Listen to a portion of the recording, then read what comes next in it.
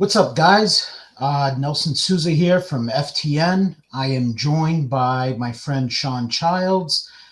He'll be helping me along this draft as a guest commentator and kind of going over what the teams are doing in this draft. We'll talk about some draft strategy, team structure, and get into players. Welcome, Sean. How you doing? It'll be a little reverse. I get to watch you draft rather than somebody nitpicking what I'm doing. So this is kind of interesting. And then, it's a different lane. I haven't crossed paths with you in a while as far as these kinds of conversations. So, and I think for fantasy football, it's been, I guess, maybe 3 or 4 years since I've seen you in Vegas too. So, it's been quite a while. We actually used to talk often, actually, and both baseball and football. So it's good to have you on. And draft just started, guys. So just real quickly before I get behind on this, this is a 12-team RotoWire Online Championship hosted by the NFBC. The entry is $350 with a grand prize overall of $150,000. And I believe what's league prize is $1,500, $1,400, $1,500 or $1,400, and it's like half for second, so whatever it's. Yeah, like $700 for second place. So, the league money's nice, but when I entered these 12-teamers, my goal is always, I got an eye towards the overall prize. So, if I have a team, crash and burn, so be it. But, I believe in like these 12-teamers, you don't there's a misconception. I'm going to let you talk, Sean, in a second and ask your opinion, but I don't think you need to just like go for broke and just like try to hit on a bunch of upside guys that, have, not very safe floors. I think you need to be able to mix in both. Yeah, I think in the 12-teamer to win the overall, the last decade or so, that dual ace theory was pretty prevalent where you have to have two solid aces. I think this year coming into it, there's a lot of mid-range pitchers and they're not kind of really, they're not really standing out that, you got the Skeens and Scooble and Wheeler are the fronts, and the other pitchers behind them are kind of, they can go in different orders. Does DeGrom move up? Does Cole? So there's a lot of up in the air part of the pitching. And a lot of these drafts, the 12 team starts a little bit later, but in the draft champions, they get started a lot earlier. So they get used to the draft flow where people are willing to get good pitchers later on, and they can get good hitters a little bit earlier. So they'll draft that way because of the flow. And then as we get into, this time of year when we're getting closer to Vegas, the people that are going to go live and spend more money, they know that they need good pitching and they're willing to pay for it. So the yellow stickers start to move up. So these 12-teamers can have a big range of where the aces go. And, somebody can kind of trip up. Like I saw Skeens go in a draft in the second round. So like if you end up with like in this draft, just say if somebody got, Skeens and Carroll, that would be a pretty interesting combination and would be unique. But I think that you still have to have the good foundation of pitchers. You have to be, almost 2,500 teams. It's really important, but you still need a really good offense too. And you have to see the player pool, and there's a lot more opportunities for offense deeper in a 12-teamer than a 15-teamer. And you got the better replacement value of some hitters where the pitchers are kind of, you might find some pitchers there can help you from week to week, but, you still need that core. Maybe you need 3 aces and 2 or 3 closers and stuff like that. But, knowing the player pool is going to be a must. But draft flow is going to be kind of wide on these, of who you like. So you double down with, 2 shortstop type players there. It's kind of interesting. So was that your plan coming in, or you just kind of freewheeling it?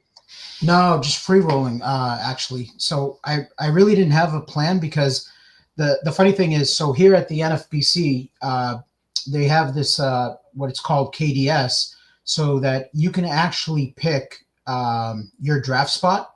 So as your name gets, selected randomly, they'll go to your draft preference. So let's say like, if someone wants a shot at Ohtani or Bobby Witt, they go 1-2.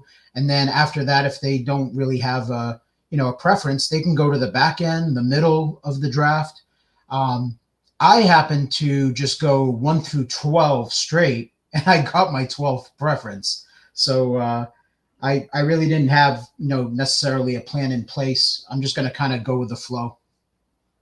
Yeah, that's interesting. I was thinking, in this format, you don't need to stack, but there's, a couple of teams. So if you could put a couple of players together on the same team and they have a good year, a couple of years, 2 years ago, Atlanta was really awesome, and Texas was good 2 years ago. And last year, both teams had injuries and they didn't return to that status. And the other good thing is both those teams, had their players in their lineup every day. So, there's that always that, can you get the guys at the top of the lineup in the lineup every day?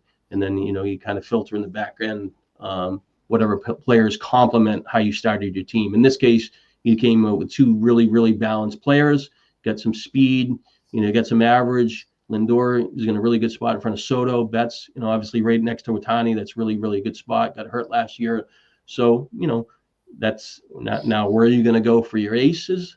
And, are you going to go out, and get a power corner infielder on the next turn, or are you going to try to be a little more balanced before you start to shift back to the first base or third base position? And the third base, the Riley and Machado, and I guess the Red Sox, Devers is sliding because of whatever. Is he going to play third or not? But whatever. But those they're pretty good opportunities that one of those guys might make it to you on the third, 3-4 turn there. So interesting. How you end up developing this.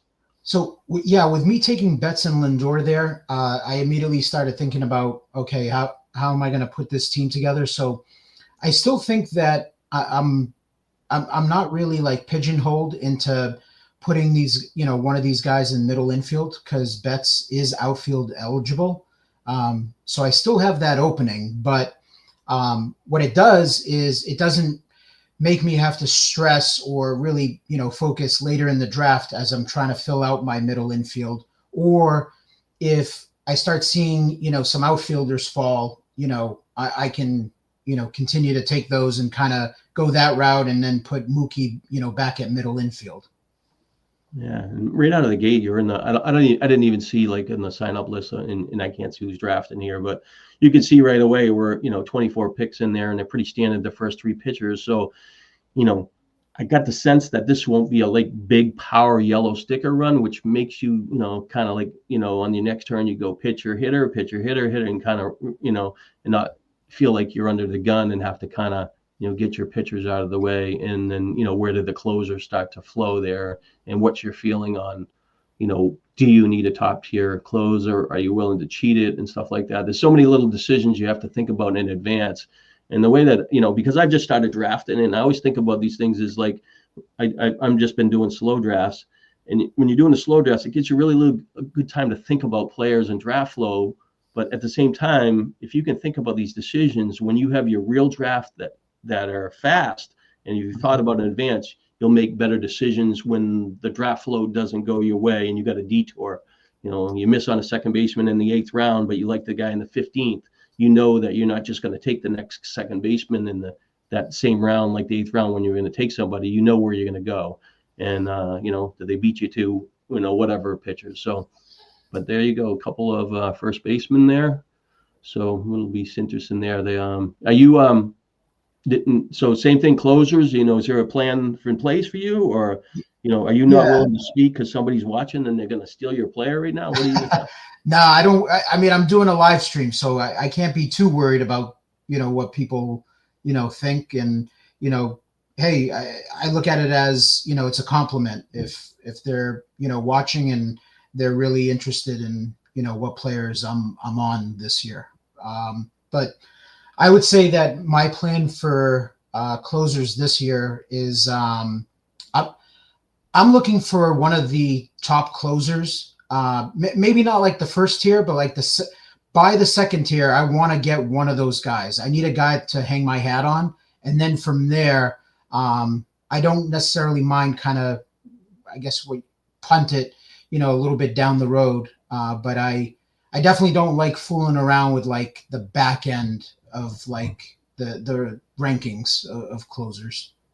Yeah, I think that when you draft, like this is still relatively early. We're a month out from the start of the season, roughly, and I think that there's going to be two or three closes in that could get jobs right away, and you have some little better opportunities. But if you're drafting the same draft in, say, the end of March, those players are going to move up and they're going to be on rosters. It's going to be a little more difficult to kind of find that out. But in the 12-teamer, the prices for saves aren't like the main event. Some people pay 250, 350, 400, and you kind of want to get in front of that and, at least kind of get in the game. And especially if you're trying to compete for the overall, or if you're trying to compete for just a league, you can kind of play it a little bit different here. So pretty offense favoring. You got four of the first five teams went, three hitter, one pitcher, three hitter. So, kind of interesting. It goes like the Soto Alvarez combination, but where does this guy end up getting his speed? Soto a little bit, but, Alvarez still hasn't been a monster. Soto, we saw a great year out of him, but, can that Soto guy hit 340 like we thought when he was a lot younger?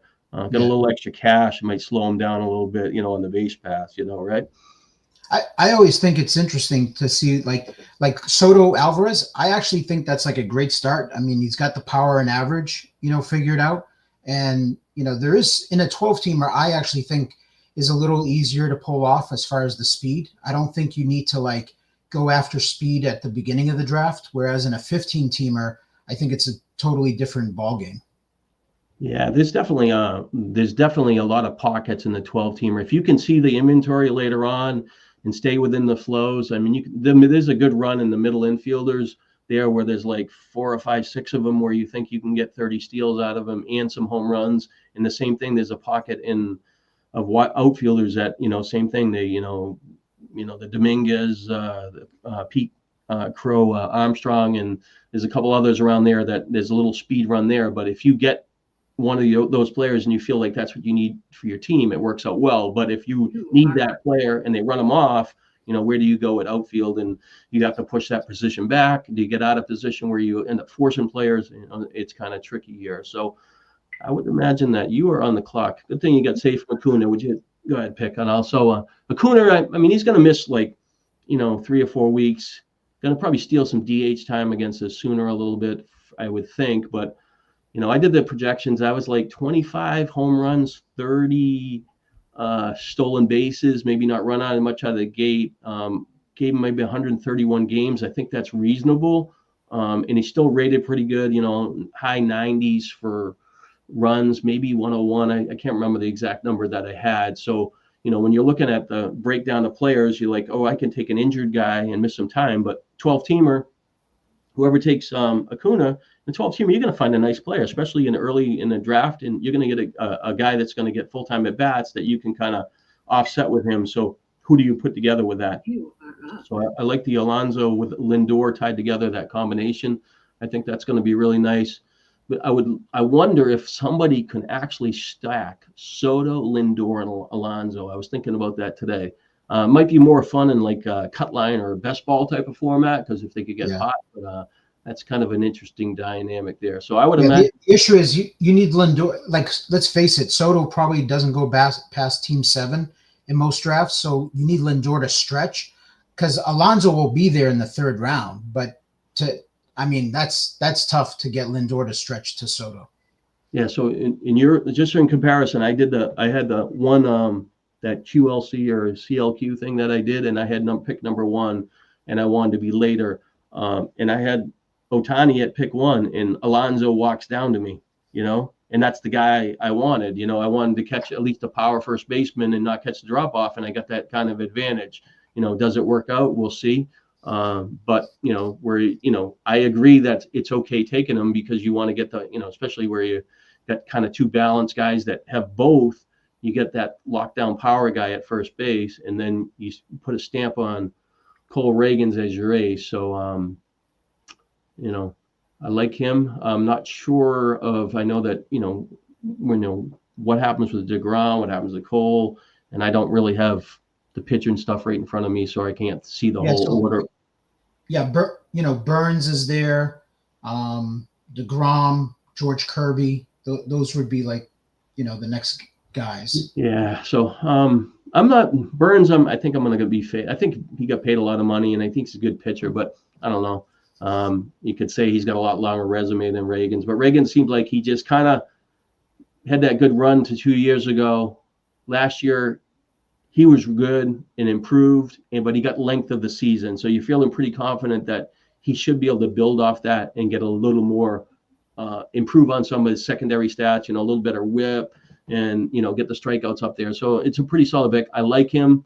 But I personally, if I was doing it and if I was pick you, I probably would have taken, because I'm just stubborn, I would have taken the ace on that first turn, and then I would have probably been not shopping in that aisle where you are for Reagan's, because I would have liked that a little bit better. So, what was the trade-off? Because I could totally see that where I could have gone Skubal instead of one of those guys. So what would be the trade-off for you? Yeah, so I would have taken one of my. I don't, I guess I don't mentally. I don't know which one of those I like Betts or Lindor better, because I haven't picked late. I've been more like in front stuff. So, but I think either one of those are fine. I actually think the top three of the Mets lineup I like a little bit better than, believe it, the Dodgers. They're both really, really good. I just think it's a little bit different, and it could go side. The Dodgers, are such a good team, but if that lineup breaks down a little bit, there's not really much at the back end. But I do like the top of the Mets there. So, but anyways, and so I think wait a minute, you can't escape that one. Did you say you like the Mets, the top of the lineup, better than the Dodgers? I think that because Freeman's coming off an ankle injury, right? Yeah. And he gets massive at bats. He's a really, really good player. He doesn't hit a ton of home runs. You figure he's not going to steal like he did before. He's 35 years old, but he's still hit for average. He's going to drive in a lot of runs. He's going to score runs. But I think I gave him like 152 games, which he played like 162 back-to-back games. So I just think that's a little bit. Betts is what he is. He missed a little bit of time last year. Really good player. We've got Betts on a couple of good years, and then when he's on his game, his average is really high. But now you're buying Ohtani after a massive season. Even if Ohtani hits, and I think I have him for 43 home runs, even if he hits 43 home runs, gets 100 runs, 100 RBIs, hits 290, 300, that's still a pretty good year, and he steals 30 bases, but it could be a little bit less. But I just think I think the length of the lineup for the Mets, I like it better. I don't know. So it may create more scoring chance. A lot of guys could take some walk. I don't know. It's interesting to say that. But the Dodgers just kicked their ass on pitching, so that's going to change that a lot too. Yeah. It's just like a whole different dynamic. So, but it's just it's not like I'm going to be drafting Mets over Dodgers and stuff like that. You got Ohtani earlier. I've drafted Freeman a couple times already. I don't have Betts, but in Lindor, like I said, I haven't been at that end of the table. Yeah, if there's an injury or two to the Dodgers lineup, then yeah, that could that lineup could bust. In terms of they're all getting highly drafted for the most part. So you already have Freeman kind of starting out. I could have sworn I saw something. Was it yesterday or maybe it was earlier today? The days have been running. This week's been kind of busy for me, but they said something to the effect of that Freeman might not play in day games after like a night game or something like that. So he might be like limited early on. Yeah, so like you said, that thing of taking give him 10 less games, it's not much, but it takes away a little bit of his value. But same thing, like you said, that maybe that's for a month. And that's 4 or 5 games, and he sits another game, but, we'll see how that comes along. And he's a first baseman and whatever. He's a really, really good player and stuff like that. So is Devers going to play third base? Or he's not playing third base. I don't think so. Are the Red Sox going to make a big deal before, like in the next 2 weeks? It just lines up there that they have some extra offensive talent on the back end that maybe not playing. And they look like they're positioned to make a big move. And I know Seattle's the guy that they're trying to make the deal with, because they could get, that 1 second ace. They need to get one more ace. If Crochet does what he's supposed to, they feel like they've got a competitive team as long as their offense performs up to expectation. Yeah, so, I think Cassius is gone. I think that's the guy they're dangling, that they're looking to trade. And he's got value. So I I think the issue with Seattle is that Seattle wants to trade Castillo, and the Red Sox, just based on what I have seen, I think they rather get like these young guys, these young studs. So I think they want one of the young studs from Seattle, not Castillo.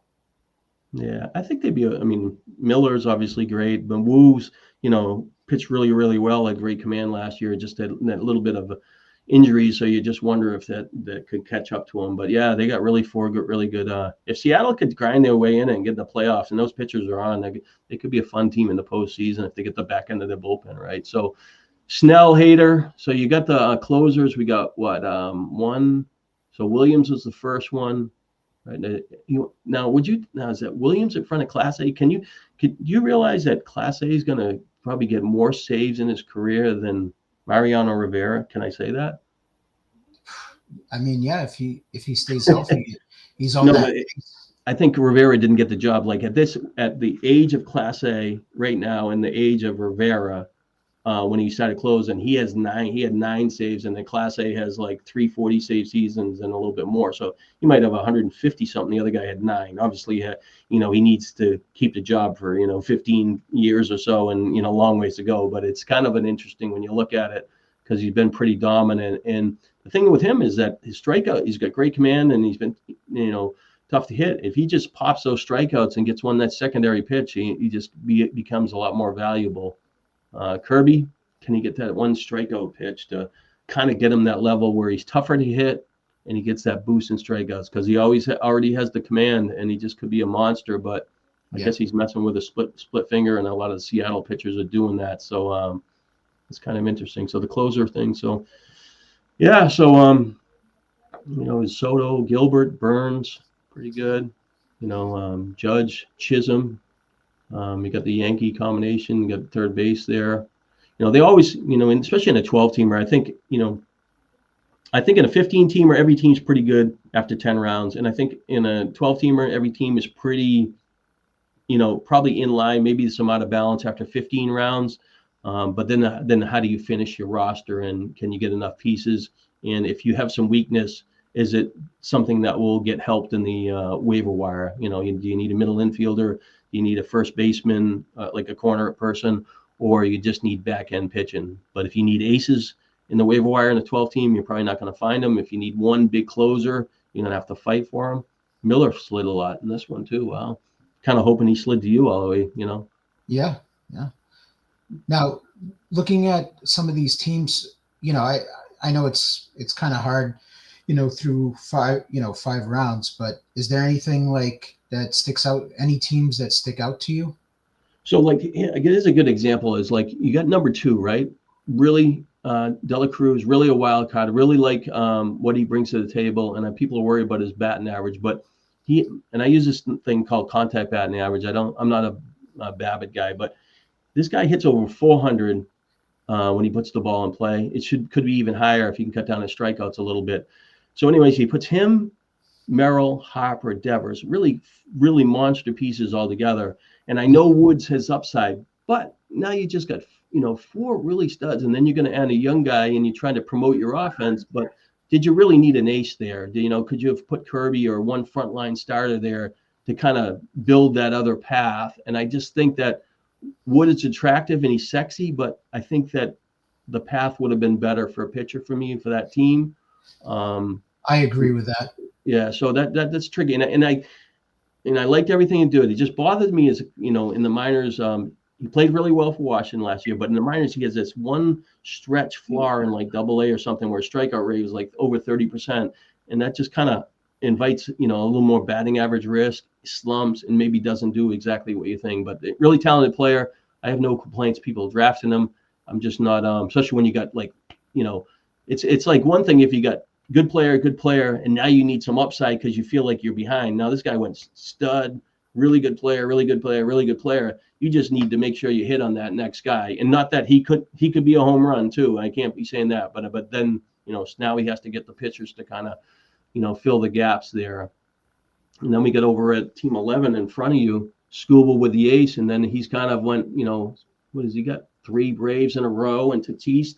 that's a pretty, if Atlanta comes back and scores a lot of stuff there, like they did 2 years ago, Albies has kind of been an every other year player. He really haven't seen Albies like last year. He was banged up, and I think he was the year before, but we haven't seen Albies, really have a great opportunity to steal bases, where earlier he was a guy that would steal 20 bases. He's hit 30 home runs a couple times. Harris, like a 2020 guy, kind of disappointed last year early, didn't do what he was supposed to, I think, overall on the bat and average side. But, Tatis, Kenny, is he 27 years old? Is he going to finally pop and be that monster? It's weird. I think he's a great player and he could improve, but it's not a guy that I'm willing to fight for. But I've had him in the past, and but there's a really, really good structure. So I really like what 11 did there. Like I said, he doesn't, compared to team 2, I think he's just solid pieces. Now he's coming out and just getting a closer. You come back with Michael King. So this is where, King's kind of a guy, really surprising the Yankees. Wasn't sure he could add to the length of the rotation, get to the Padres, really kind of put it together, really had a great season. But now he has that season where he puts down a bunch more innings on his arm. Now, how does it respond this year? And I think that's a tricky player. I think that numbers wise and what he brings to the table, the potential's there. But like I said, is that like somebody that you're going to land on? And I think are we at the point where we're in the 5th? So no Dodger pitchers have drafted so far, right? So nobody it's the weirdest thing. Well, Snell. Snell. Snell. He's not with the San Fran Padres. Oh yeah, he's with the Dodgers now. But yeah. So but it's interesting. The Dodger pitchers have so much talent, but how many innings they're going to pitch, and how many of those guys you want to put together there. So Mike Trout, that's pretty high for him. I think when I talked about that Alonso team, I got Trout in the 9th round. I'm like the same thing when I was talking earlier. I can get replacement value, so I have Ohtani, Alonso, and Trout. So we'll see what I don't know if I got the speed right on that one, but Yamamoto must have talked him up there. So Yamamoto, liked him a lot last year. Got hurt, a lot of potential there. With Skeens, it's a pretty good combination. Vlad with Langford, I really like Langford. Cruz kind of bugs me because he's still, 30% strikeout rate. Lefties, he was a little bit better last year. Can he get there? And, but he's such a big guy and he could kind of put it together. But he invites some batting average risk. But I'm all right with Langford there. I would probably, if I was if I had to make a decision, I think I would still draft Langford in front of Merrill. Okay. I think that Langford's pedigree's a little bit better, and I think that he's going to hit 3rd, where Merrill, he's still going to hit in a pretty good spot. The last month of the season, he figured it out too. Yeah, and he really he had a good September, but it's just he's I guess 8 home runs and 7 steals or something like that. But he just didn't feel like during the year I had him it's not like he was just had an awesome where he was on fire, hit a grand slam, then nothing for 2 weeks and stuff like that. But he's the type of player that could be impactful. Brent Rooker's the guy that kind of last year I had a prop bet under 25.5 home runs, and he started out all right. Beginning of the year, missed 10 days with oblique. I thought it was going to be great, and then he hit at 81 games he had 13 home runs, and then he just turned to Barry Bonds for 2 months. He couldn't strike him out. His strikeout rate was really, really high for the first 3 months of the year. It looked like it was going to play, lose some playing time, but then they couldn't get him out. His strikeout rate was like a stud, and then they paid him all the money, so now he's going to get playing time. He doesn't have job loss risk. He just kind of an interesting player. Yeah. What do you think of Garrett Cole this year? I think that once Cole gets on the mound, I don't know if he's pitched. I haven't followed the spring training stuff. I don't try to get too caught up in the news right away. I just want to make sure people don't get hurt and stuff like that. But I think that he wasn't horrible in the second half. He started off the first 6 weeks last week. It wasn't last year when he came back. He wasn't great. Pitched a lot better at the end of the year. I think he was a 3.41 ERA. And the strikeouts were okay and stuff like that. So, coming off an injury, it's a risk reward player. He was fairly priced, but he's been a top, a guy that would be in the top, say 15, 20 picks for 3 or 4 or 5 years in a row here, and now you get him at discount. So he's got Crochet with him and Cole. That's pretty good, and you got Miller as a stud closer with strikeouts, just needs the A's to win some more games to increase his save chances. So a lot of upside there. Like the Jackson Chirios, Ramirez, better shape.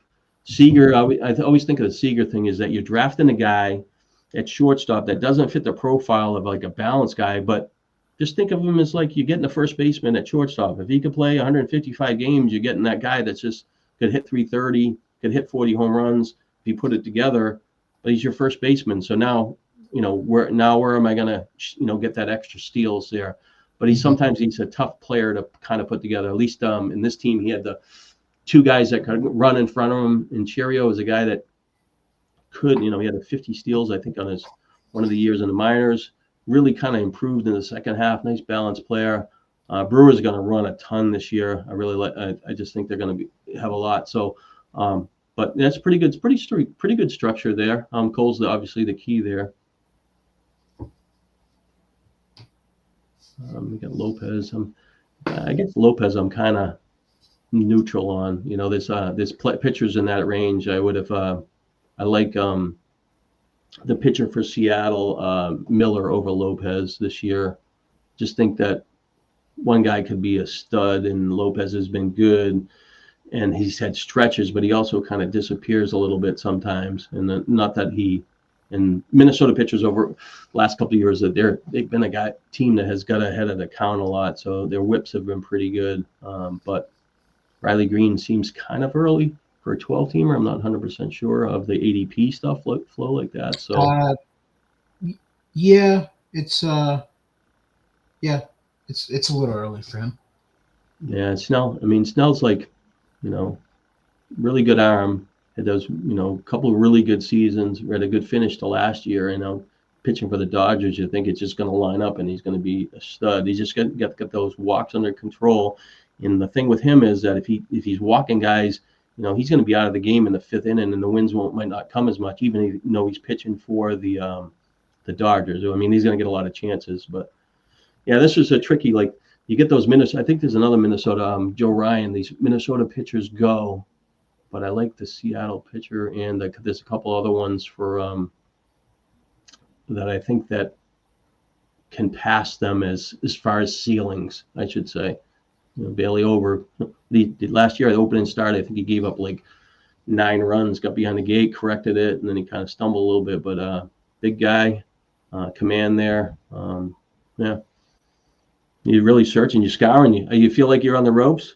No, I think what I'm doing right now is I'm trying to figure out if I want to hammer pitching here on this turn, or it's just going to be a pitcher and a bat. I think the most important thing for you when you're looking at where you are right now, right, is like, okay, where is the pocket I want to go at second base, and where's the pocket I want to go at third base? And once you identify where those are, you can clear those couple of rounds, and then that you're going to probably get a speed outfielder and one other guy. And if you can see where those goes, that'll dictate where you can get the pitchers to complement your team. And there's going to be pretty good values of starting pitchers, especially in the 12-teamer for the next, I'd say probably to 15, where you can get 5 good guys. And it's just a matter of who you like and who you want to put together. But the key is, how far do you want to go down at second? Who do you like at third? And third's a little trickier. There's some drop-offs there where it doesn't look as attractive, whereas I think second base, the skill sets are a little bit different, but there's some good opportunities to kind of pair with some certain teams. You probably would have loved it if Cameron, I didn't want to mention him because if he walked to you probably would have taken him. But yeah, so I think that's the key when you're doing that, is just, knowing where you want to go at a couple positions.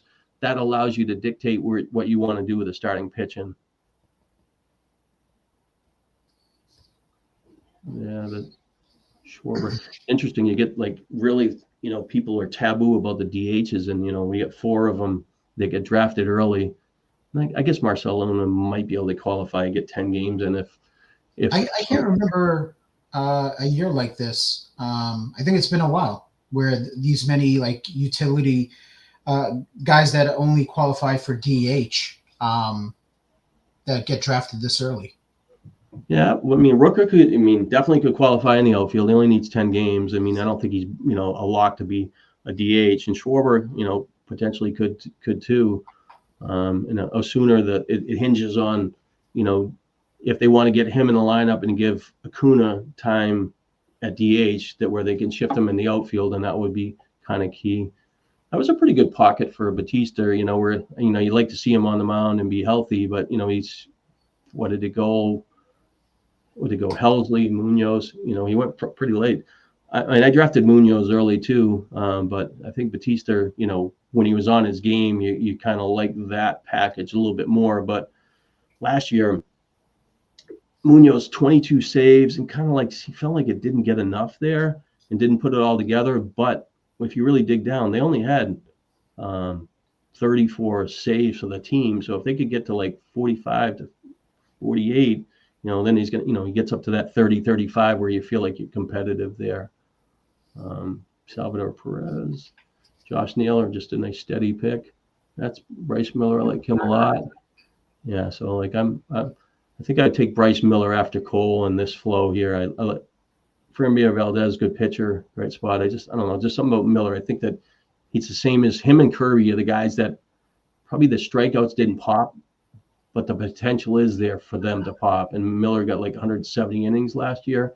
Yeah. And I know Lopez pitched a lot. So, and McLean actually for me rated kind of like it was avoiding him early and not neutral because he's coming off the injury, missed all the time. But I think that for him, his profile, when I did the projections, it really kind of hit home the things that he does well. And he actually rated as the top second baseman, not as like a massive advantage over it. Like Albies was close. I'm not Altuve. I'm kind of fading him, but just because of age, and he could, the speed could kind of go away there. So I just think that, but McLean, he's the guy that could pop, good spot of the lineup. I do like that Glasnow pick for you there. That's a pretty good, gives you that. It's almost like you got the player and a guy that was getting drafted. I drafted him in the second round last year. You get the guy that, a little bit later, but you get kind of that ace, and then that gets you a nice second baseman. So Bregman's actually, I think he's solidified where he's pretty much going like in a lot of these now in the 8th round. Probably gonna hit second or something like that. Just it's just the weirdest guy. He's kind of a weird guy where he was so good with Houston, like he had 41 home runs, stole a few bases, and he just didn't run anymore. And he just didn't have that approach has been pretty good, more walks than strikeouts. Last year he didn't, but generally he can have that skill set, doesn't strike out a ton. Fenway Park should be pretty exciting. I mean, are you going to go to any Red Sox games this year? I haven't been in like 3 years. I think I'm motivated this year. I am. Same with you. I haven't been in like 3 years. I used to go with my kids. We'd always pick like a game and go. Just there hasn't been really much excitement, really. But this year I'm a little more excited for them. And Bregman's got really good career numbers over in Fenway, so that could be fun to watch. And then he's young enough that I don't see why like he couldn't possibly like go and steal 10, 12 bags or something this year. Yeah, I like to see him run. Schwellenbeck was awesome last year. Guy that if he stays healthy this year and kind of builds on it, he's going to be really, really good. I'm really good for the Braves where he's going. The Strider thing, like this year? I like him, but I'm actually just kind of like, if I had to pick between him and Hunter Brown, I'm going to take Hunter Brown because I think that he could pop. Where Schwellenbeck is still, he got the innings there and he did it, but he kind of overachieved a little bit, and he's just. Did he pop enough innings? And, there's just, but you could go either way there. I just think that Brown struggled early, fixed it, Houston thing. But so if I have that choice, I would go the other way. The Strider thing is that internal brace thing really kind of bugs me. I get people are excited about him and you're getting them early and you got Sale and you can put him with it. It could be a monster, but, if he's really like 6 weeks in and he's only pitching limited innings, and Tom, those kids catching those guys off of the elbow injuries are tough. And I think Spencer Strider and there's 2 other pitchers that are having that same thing, or maybe 3 that I just don't know what to make of when the guys are coming back in a year. It seems really early, and if you try to push too hard, do you have a setback? And it's really a challenge. I get the excitement, and the reports are kind of trending where you think you can fight for him, but I Yeah, don't know. Yeah. I struggle with that one because usually those guys I pretty much leave alone. And I get Strider might be worth the headache, but like I just don't. With pitching in baseball, it's so tough. Like it's so demoralizing. You take your stud pitchers, and then like, oh, arms, elbow soreness, shoulder soreness, and like they're knocked out for, it's not like it's like, skip a start. It's like so many guys like miss a month, 2 months, and now it's like, oh, we're rehabbing and getting them up to speed. So with pitching, it's like, okay, it's not just like, oh, give it some rest and then he's back to throwing 100 pitches and 6 innings. It's, got to ramp him up and everything. And then that might not work. And then they just say, okay, we're going to elect for surgery. So I look at it as like, I get it with Strider, but like, I just don't want to deal with that headache, I think. Yeah. I mean, there's a point where the same as like Cole last year is like, what is the replacement value and what is the level of that you can get him? And is that where it's at in this draft? Is, does he give you 120 good innings and he's better than Schwellenbach? I mean, it's possible. I mean, I would think that like if he pitched 120 great innings and you got Aaron Nola, who's a really good pitcher, but he just seems like he just, gets himself in trouble. He gives you the 32 starts and he gives you flashes of greatness, but he just puts in just enough dog starts to just kind of like frustrate you. But he's had one really, really great year. So, you'd rather have Strider or Nola. In this particular case, this guy there's no way Team 4 would have probably taken Strider when he's got, Kirby with 2 relievers. He needs the guy that he can trust, where the other guy's got Sale and DeGrom. He feels like he can shoot for the upside. Now he has to get out. Now this guy's challenged with those 2-3 pitchers. He has to get out and saves. And then I was looking at when you were talking, there is a team, 8. Pretty good team there, but now he's behind the 8 ball and steals here. Guerrero not much. Langford could get 20. Cruz could get more. We're not really sure. Is he a 20 or 30 steal? It's the only guy the potential's there. Rooker had like 9 last year. Vientos is kind of a power guy with no speed. So does he bang out three guys that get steals and you give up home runs? But he's got the advantage there. So it's always there's always that trade-off. Yeah. What do you think of Luis Robert? Yeah. Let me throw this out there. Let's play the hypothetical game. If I told you we're getting 100 innings out of Strider, worth the pick right there or not? No, I wouldn't take him. If you got to carry him in a 12-teamer, I guess that. But just even though it's a 12-teamer and you can float some guys in and get double starts. I mean, that extra spot, like you really don't need to, I don't think you really need to carry anybody in the 12-teamer if you can avoid it. I mean, you can get like that third closer in waiting or somebody that, you want. But, yeah, I mean, but it really depends on it. I mean, if you're drafting with a bunch of sharp drafters, right, the player pool at the back end is going to be a lot tougher. But if you're drafting against in a home league where you think you have an advantage and you can draft him and still this 4 pitchers later on that you shouldn't get, like in the high stakes, you might get one of them and you get all 4. Yeah, you can make up for that. Can you identify saves? So, we're saying in the realm that we're doing, that's a little more competitive, and we can't trade to save these teams.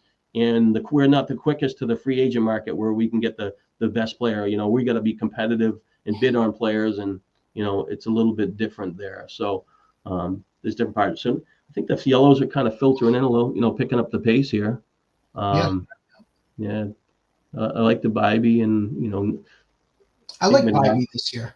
Yeah, he's a good spot. I think he's in that realm. There's like 5 or 6 really, really intriguing arms that are close together. Even Grayson Rodriguez, really good minor league resume, hasn't really cut there, had some flashes, but he could be, a complete stud. Simeon's fallen. Just at this point, it's kind of like just to take it, top of the lineup, makes up for some of his shortfall by massive at bat, so it gets the runs and the RBIs, and he'll sneak in some steals, where it's, maybe double digits, and he is streaky with the power. Good lineup there. Got Seager and him together. But I was thought that Luis Robert is like, will that guy get out of town? Will he get traded? Will he ever be what people thought he would be? I don't know. He's just he's got 38 home runs one year. Thought he'd be a 30-30 guy. Just there. He's a good guy. He always finds a way to get hurt. Yeah. Yeah. There's Hunter Brown. I like that. Skeens with Hunter Brown. I like that. Like you said, he's just a guy that, could come together. So, yeah. Let's see here. Team Ohtani with Wheeler, Valdez, Bybee. So it's fade and saves. You got Wheeler, Olsen, Abrams. Abrams is a really, really good value this year. I think this really didn't get the stolen bases last year, but still had pretty good home runs. The batting average didn't get where it was supposed to be. Bat and lead off. They said he got a little bit stronger, so get a little more home runs. And if he runs, I think he's a deal. I actually think in the 15-teamers, I think he was going in the 4th round. So that's a pretty good push there. But I do agree with that. Because you go Cruz, Seager, Abrams, and then the next shortstop's, McLean. So, there's a lot of rounds, and you've got other teams that are in between that might have picked them off if you left them there. So I'm okay with that. Teoscar Hernandez, good lineup, home runs, rally home runs, give up some batting average, and then just a steady guy with Reynolds, a little bit of speed, maybe 8 to 10 or something like that. So he's still Ohtani. I don't know. I'm thinking 30 for Ohtani is my baseline. It was crazy. Last year he stole his last 35 bases and got caught. So you're like, why wouldn't he run? You wouldn't have taken Max Fried with you. He saved you, right? He saved me because just, looking at ADP wise, I was like, that's a good spot here for him. But as my number 4, I think I'm going to hold off on pitching, at least starters. I'm taking a closer here, and then I just got to find out the bat. So I already know who I'm going to take here at closer. Yeah, the Ryan Walker guy is a pretty good deal, and even if Walker isn't as good as he was last year, you can, in a 12-teamer, I would handcuff him with Duvall just in case. But Duvall walked so many guys and lost command. But that he's a guy that saved games in the past, so it's a pretty good pairing there. So Scott, you think that he's going to be 70% on saves, or you believing that the Dodgers are just going to lean on him like they said they were? But they all managers lie, all coaches in the NFL lie, right? Does Nelson lie? I think 70% is a decent number, especially when you're considering that he's on the Dodgers. So I think they saved 50 games last year, so that'd be 35. I think that's a good price for 35 saves. No. Yeah, no, that's fair. In these days, if you get 60, you're in the game, and then you can kind of work on it, especially in a 12-team. And if your pitching staff's good enough, how do you float that 7th spot in the rotation? Do you use it 50% for saves, and depending on how your team kind of shakes out there. But Bellinger, I like that. That's a pretty good deal. Like when I get the first one I did, I think Bellinger went in the 7th round in the 12-teamer. I was really surprised because I thought he would be like, 5th, 6th rounder in a 15-teamer, but that's a pretty good deal for you. Gives you a little more speed out of the outfield playing in Yankee Stadium. Really, last couple of years, Bellinger's the transition where he's striking out a lot and struggling. The last couple of years, like when he's been trying to put the ball in play when the count's against him, and he really hasn't been aggressive driving the ball and stuff like that. So his hard hit rates and the exit velocity are down a little bit. But could that switch going to Yankee Stadium being fun? I had him in 2019. A lot of teams, he had that massive year, and he was really a difference maker. And the thing that really kind of stuck out back then is that he's a first baseman that could steal some bases, and but in this case you have the flexibility of both. But I would think that the same with him is I consider him an outfielder strictly, and I think that Betts for me is a lockdown. I would leave him in the middle because that's the advantage. I don't like to give it back, but obviously you're at the mercy of the player pool there. No, I agree with that. I also think with Bellinger, the obvious is that Yankee Stadium with a short porch, if he can pull the ball. I forget what his number was because I was just looking at it the other day. Actually, it was probably a week ago. I was doing hitters and I was just kind of looking through, like, researching, contact percentage, pull percentage, barrel rate, things like that. And I feel like Bellinger could pop a few more homers now, I with mean, half his games at Yankee Stadium. if he gets in rhythm, his swing is long enough where 40 home runs is possible, but he's not. The state of his game the last couple of years is like a 25 home run guy, but then he goes to Yankee Stadium. Maybe if he could stay for a bunch of games, middle of the lineup, and get to 30 without nothing drastically. He just get the advantage of a shorter right field, field, for home runs. Well, Yeah. Pascatino, what now? When That's you your think boy. no, I like Pascatino, but I think that there's something to be said for these guys. Bobby Witt, stud player. You got Dela Cruz, really good player. Ohtani, Ramirez, like one away from a stud. In front of or back of it. Really either you get driven in a lot or you get more up. You got one behind Soto. Soto gets on base, so whoever's hitting behind Soto is going to get a lot of chances. So in this case, Pascatino is going to hit behind Witt, but he hasn't really got to the destination of what you can think. What I think he could potentially do is a really good approach. Doesn't strike out a lot, takes enough walks, and he hits behind Witt. And he potentially is a guy that's going to be a positive batting average, and he's a big guy. He could steal 4 or 5 bases, but this 30 home run power there. But even if I'm getting 25 out of him, I like it, and I think that he could score runs, and the Royals lineup's a little bit better. So I think people are kind of look at him and just like, But if I had a choice, when you were picking, if you took Bregman, I had a choice between Bregman and Pascatino. I think I'm going to gamble on Pascatino because I just like the potential, and Bregman has a longer resume. Probably good part of the lineup, but it's one off a stud. And I'm really kind of mental of that. Pay attention to that if I can.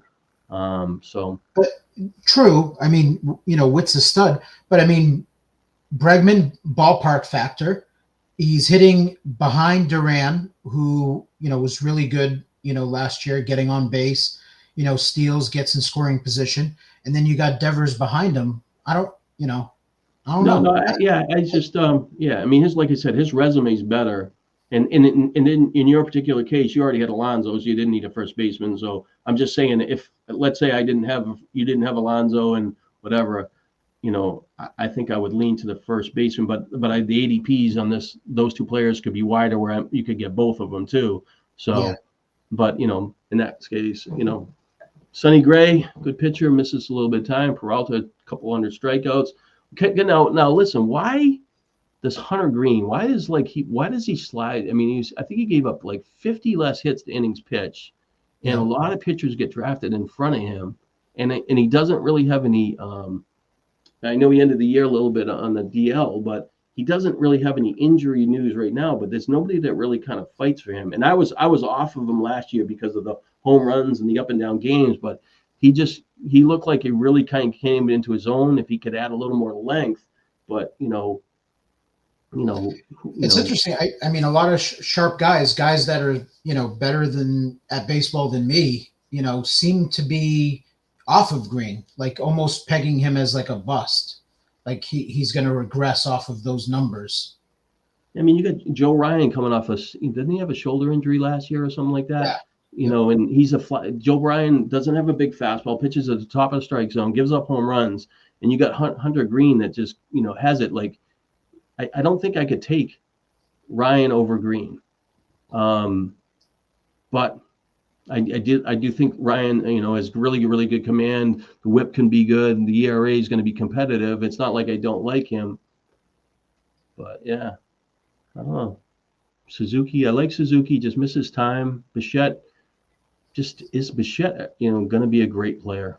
It's weird how he just has that one season last year, he kind of shit the bed, and then now, even though he's discounted and you feel like you should take him, and then like I did the projections, like 20 home runs and maybe 8 or 9 steals. Like I don't know the guy could steal 20 bases. I don't know if he's going to hit 25 home runs. I don't think he can hit 30.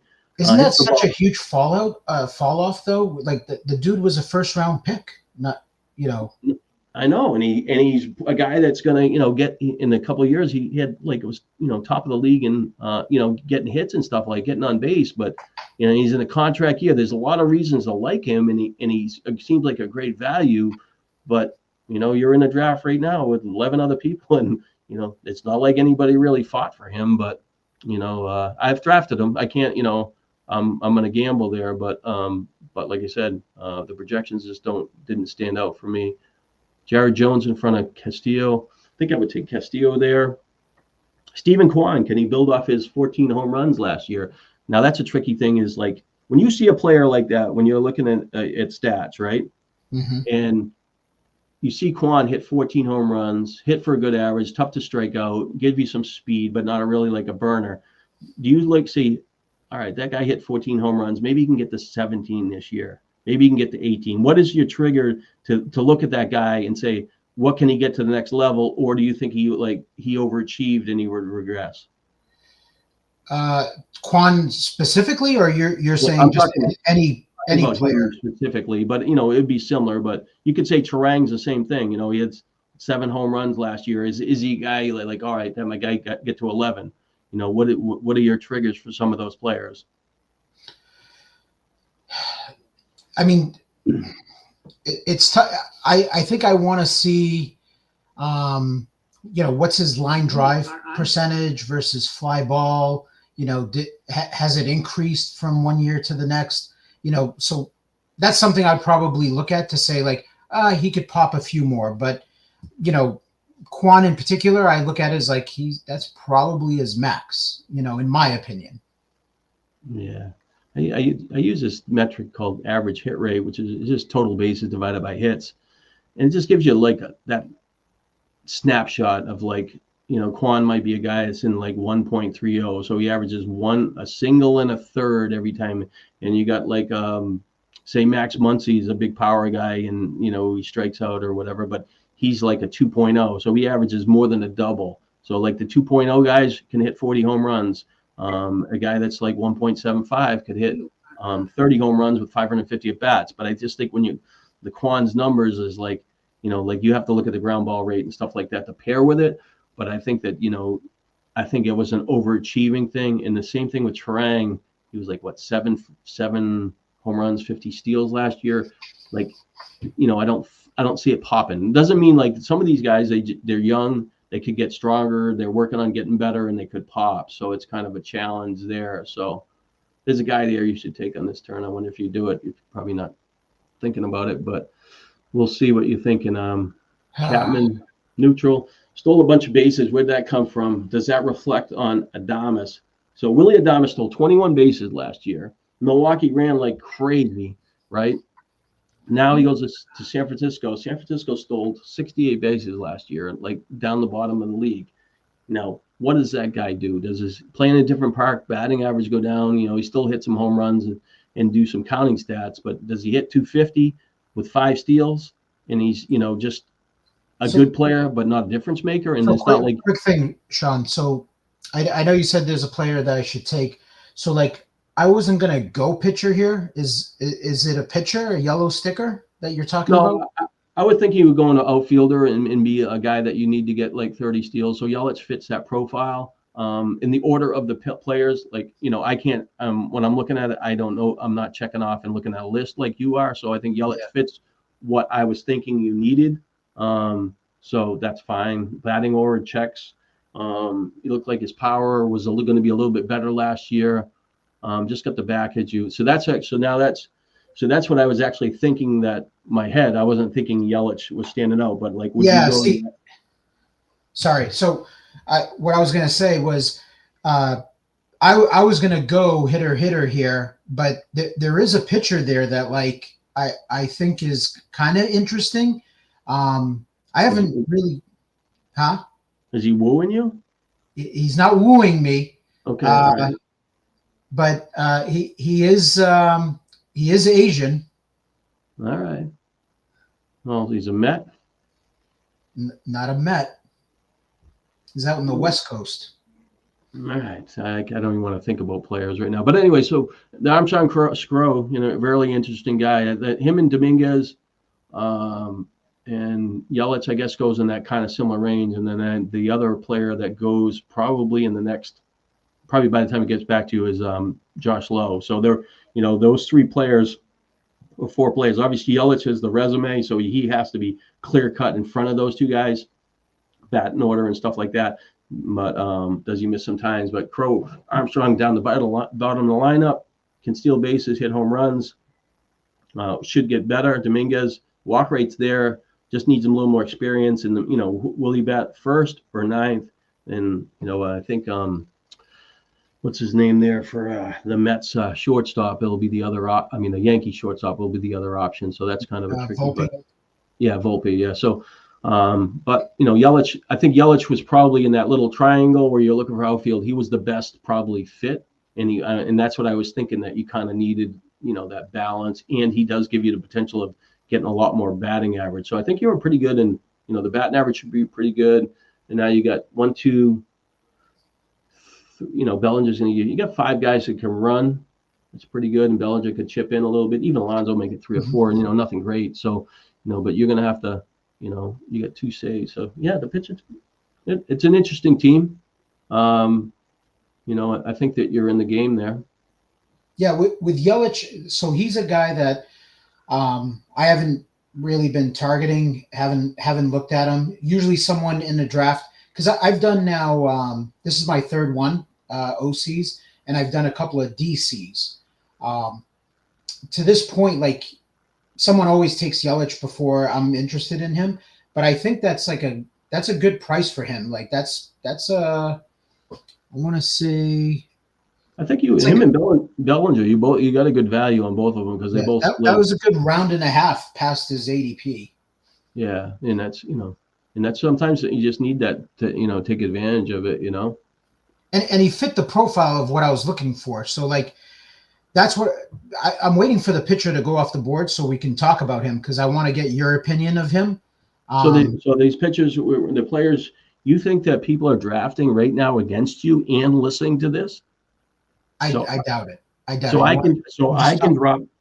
can drop names, but you can't. Is that what you're saying here? No. I'm going to drop names because I don't think anyone cares. What guy I was thinking about, but it was Sasaki. Oh, well, yeah, that's kind of a, wow, that's pretty late too. I mean, yeah. That's late. So he's there. So like, I don't know if something happened today in spring training. Like, did he pitch? Was he on schedule to pitch today or something? No, he pitched like 2 or 3 days ago and threw like 100 or something like that. Is this, so in general, in this league, is this like, because you're FTN, is this like, you feel like there's a group of FTN supporters that are in this? Or is this pretty much just the open NFBC, play against you, and they think that you're a football guy and they're going to kick your ass? I based on the names, there is a couple of guys that I recognize for sure from FTN, right? Subscribers, but on the football side of things, and I'm not familiar with their baseball game, but I know they're good football players. But as far as like the rest of the group, I think people saw this as beat Nelson League and they're like, does he realize this is not football? Jesus. Look at Here he goes. That's late for him. Yeah, that's pretty good. And that gave that where he kind of got the offense and faded, he kind of caught up a little bit there, but he still has to get the saves. Just kind of funny when you look at that team, you're like, is really the Ober the best? Like, well, you would think he would be the 4th pitcher on this team, even though Sasaki, you don't know about the innings, you know what I mean? Like, Green would be the highest upside. Igmanaga was really good last year, so you'd slate him 2, then Sasaki, and then Ober. Not that Ober's, can't be, a really competitive arm or something like that. Just an interesting outlook. Xander Bogaerts, is he ever going to play well again? Man, did the Red Sox catch a break by him leaving town? So bad move with Betts, great move with Bogaerts, I think. Yeah, but I don't think Betts was ever going to stay. That's kind of like really kind of, I don't know why he wanted out of town. There was something there that just didn't rub right, I think, with him. But here's the problem: for who Betts was at the time, like in his prime, like stud, right? To get like Verdugo, like man, that's my issue. Is like you couldn't do better. And I know it's tricky, trying to get the right prospects, and some of them flame out and everything, but I just never was a big fan of Verdugo. It's interesting when you look at the major league teams and they make trades and stuff like that, and then you play fantasy and you draft people that, there's a guy that's making $20 million in the 12-team league, and he's there in the 25th round. You're scared to death of putting him on your team, and major league teams are fans. You're like, this is insane, you know what I mean? But you look at I'm doing the projections for these teams, and you're putting the rosters, like, how can like Pittsburgh and Miami, these rosters, Pittsburgh has some decent players, but in general, the overall major league roster, there's just so many weak links. When I do the projections, I have this flaw that I used 14 hitters, 9 starters, and 4 bench players, but I'll have on below that, like, 10 names or whatever. If they played for Pittsburgh in the past or played for a team, I'll just hold them there. That way I don't have to type in all the stats again, and I just keep rotating them up. When I get to Pittsburgh, I swear I had 50 players on them. Like, how many crappy players have they gone through the last 4 or 5 years? So, like, I just cleaned out, 10 or 15 of them. Like, they got no chance. But it just shows that, like, they just, can't, get the back end of their offense right. But now that they got good pitching and then some other pitchers coming along the way, I mean, they're got a better chance of signing somebody. But if they could ever hit on another really stud bat, like a Barry Bonds, maybe not at that level, but a younger Barry Bonds to go along with Skeens and, get, 1 or 2 guys to sign with them, that could be a pretty fun ball club at home, or at least, winning games and stuff like that. I'm gonna drink here before I start coughing on you. Yeah. I got a feeling you're going to be taking a yellow sticker here, at least one of them. I'm gonna take. So Brian Wu, really good command, really looked really good. And then Sandy Alcantara, the reports have been really good so far. I saw that, who's the king of misinformation? Probably not watching this, but Gordon Gecko says he's no way taking Alcantara anywhere, and he's kicking him down. But every time Sandy Alcantara goes to the mound, he's just throwing hard and got good secondary pitches coming off Tommy John surgery. But he was a guy that I liked, and I had success with him 2 years ago. Was it 2? Maybe it was 3 years ago, whatever it was. So last year he didn't pitch. The year before he killed me. Yeah, so 3 years ago. But he was a guy that he was just kind of fell into that workhorse. He was going to get 32 starts. Strikeout rate wasn't there. Command was there, but he was kind of tough to hit. The fastball was better than people thought. So I think that he's going to be really good. Somebody would love to get him off that team and put him on with a contender. Look at that. I think that you were forcing that with Brandon Lowe. This could be the downfall of your team. Who picked that? Is your wife around? You don't like Brandon Lowe? No, I think he's a good player. I think he hits home runs. His approach is okay. Strikes out a little too much, but I think that he's only had 500. I don't think he's hit 500 bats once, maybe 480 once, but he just seems like he misses time. And I get where you're going to get the advantage of power at second base, but did you need it? Or did you need somebody hitting, that's going to give you more playing time? So I think that, I guess in a 15-teamer, I think it is a guy that would be after pick 225.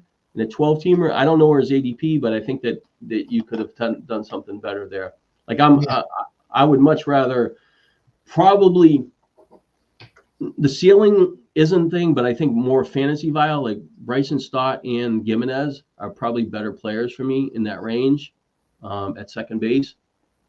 Stott is the player that stole 30 bases. His success rate's pretty good. He just really hasn't hit that stride and for the power thing. But if you get like 15 home runs out of him and 30 steals, I think that's pretty helpful. But do you get enough home runs to offset that? And you're kind of like fading the catcher position. So especially in a 12-teamer now, where do you go at that, and how far down do you end up getting? Like 12 to 15 home runs at catchers, or you're juggling all year? Was your plan to fade catchers, or did you have somebody that a plan? No. So the range for a catcher, the way I looked at it was probably in that 11-12 turn. But I felt like Yelich and Armstrong were picks that I kind of needed for the team, to balance the team out a little bit. So I would have been in that range, and I would have been Stevenson or Alvarez there. So And with Crow, you traded, stolen bases, upside for a catcher that would, maybe get you 20 home runs and maybe have a little bit of batting average risk. And, obviously 450 at bats. Maybe, Stevenson could get a little bit more, but Logan O'Hoppe and Alvarez. I mean, Alvarez is 22, I think, or 23, and he could get better. And I like O'Hoppe. But yeah, I mean, that's kind of the trade-off. And, that was the only spot, really. The only other thing that I could have done differently was like Adley Rutschman or Contreras instead of Michael King, and pushed my SP2 back. And I would have traded one of those, either Bregman or one of those other outfielders later, too. What you would have done there. So yeah, those are always, like, when you're looking at these back of these drafts, is like, all right, what I could have went here, what would I have got better? And it's really good reflection, especially, we're doing these and drafts, but we're going to be doing main events, and then you kind of be at your best, and you want to, what's the best combination of your first 10 rounds, and then you're at the mercy of how it flows after that. And in this, like I said, these 12 teamers, it's maybe the first 15 rounds. So yeah, so it's kind of interesting. So for me, low, for me, it's a mistake as far as opinion, but I get a lot of people like Lowe because of, they're playing in that mini Yankee Stadium thing. He's got the home runs, and same thing with when I was talking about somebody getting urgent. He could be really good for 3 or 4 months and before he gets hurt or something like that. But like I said, he's 385 at bats. I think I gave him 120 something games. It's not that he's a bad player. It's just and then I guess if you didn't have Crow Armstrong and you needed a base stealer from that position, but it'll be a little different. Like if you'd have taken, like, say, Adolis Garcia or something like that, where it's a little more power, it could have changed that combination of players a little bit, so yeah, I don't know. So we'll see. But see, look at that. That team 2 is a guy that's a veteran, I guarantee you. Whoever that is, because right in those two players will go like right next to each other. And they're kind of like, I think their values, because I think, well, to be honest with you, I think in the 15 teamer, they go in about the 13th round. So it's not that much different. You know what I mean? Yeah.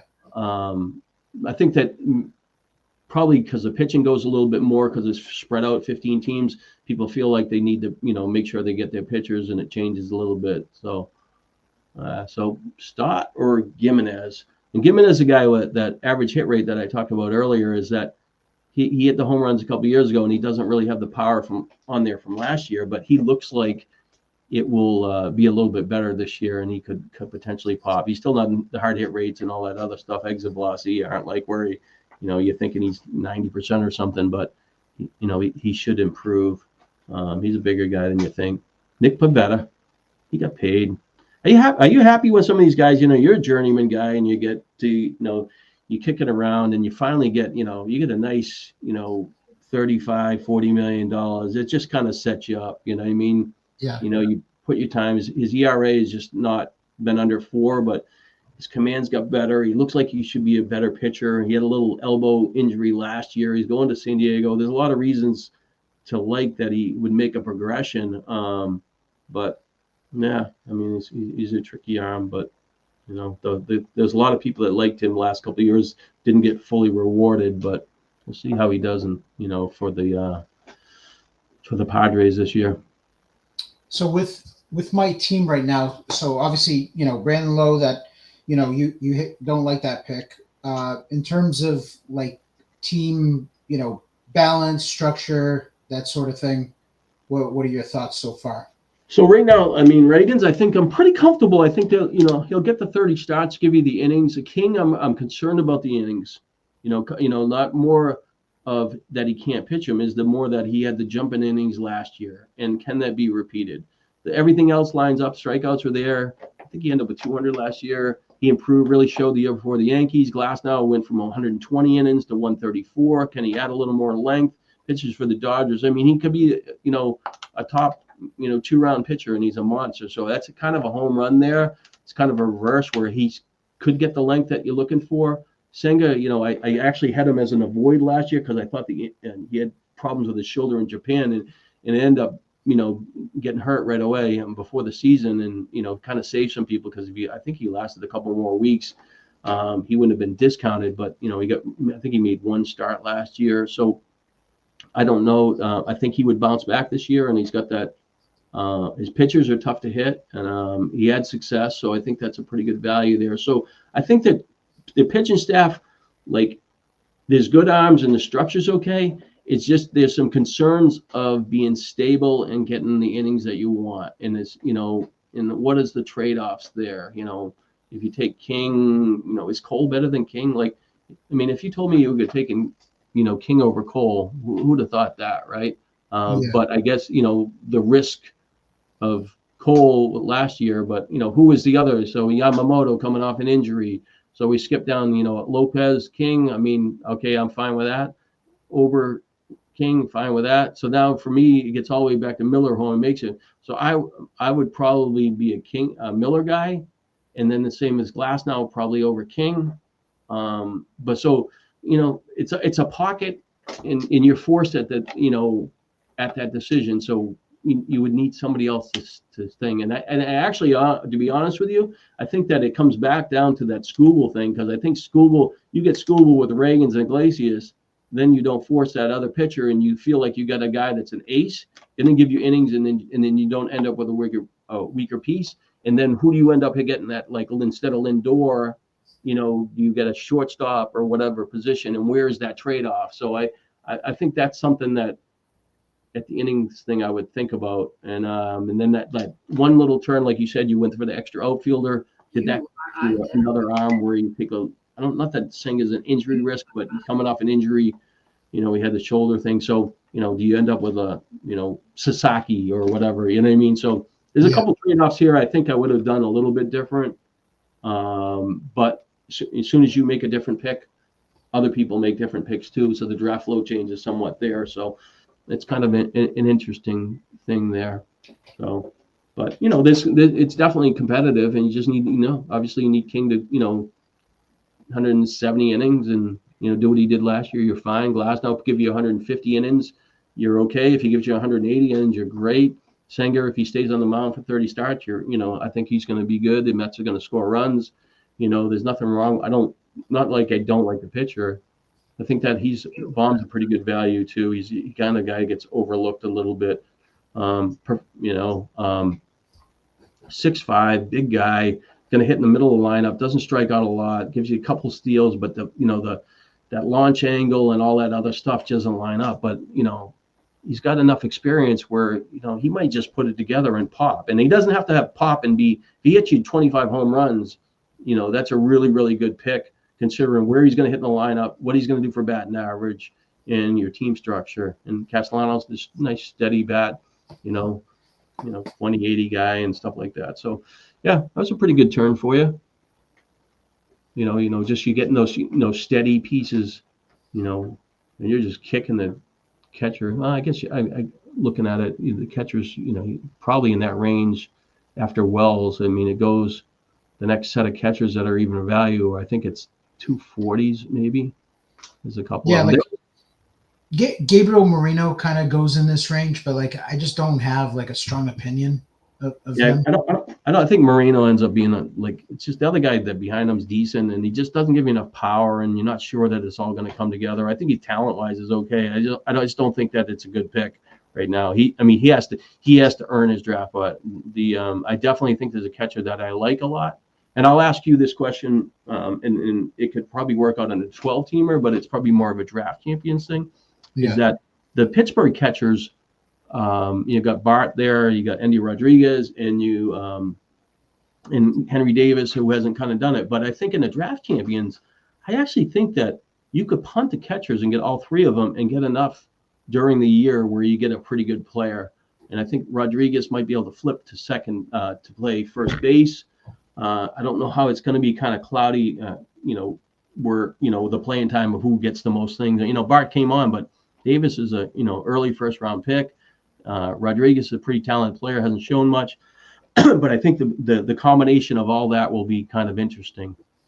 But I think that you could totally, in a 12-teamer, you can't really do that, because now in the draft champions, you could put those guys on your bench and you have your catching depth. In the 12-teamer, you're relying on having one of them and then kind of rotating guys Sure. off the waiver wire. But I think it's an interesting thought process.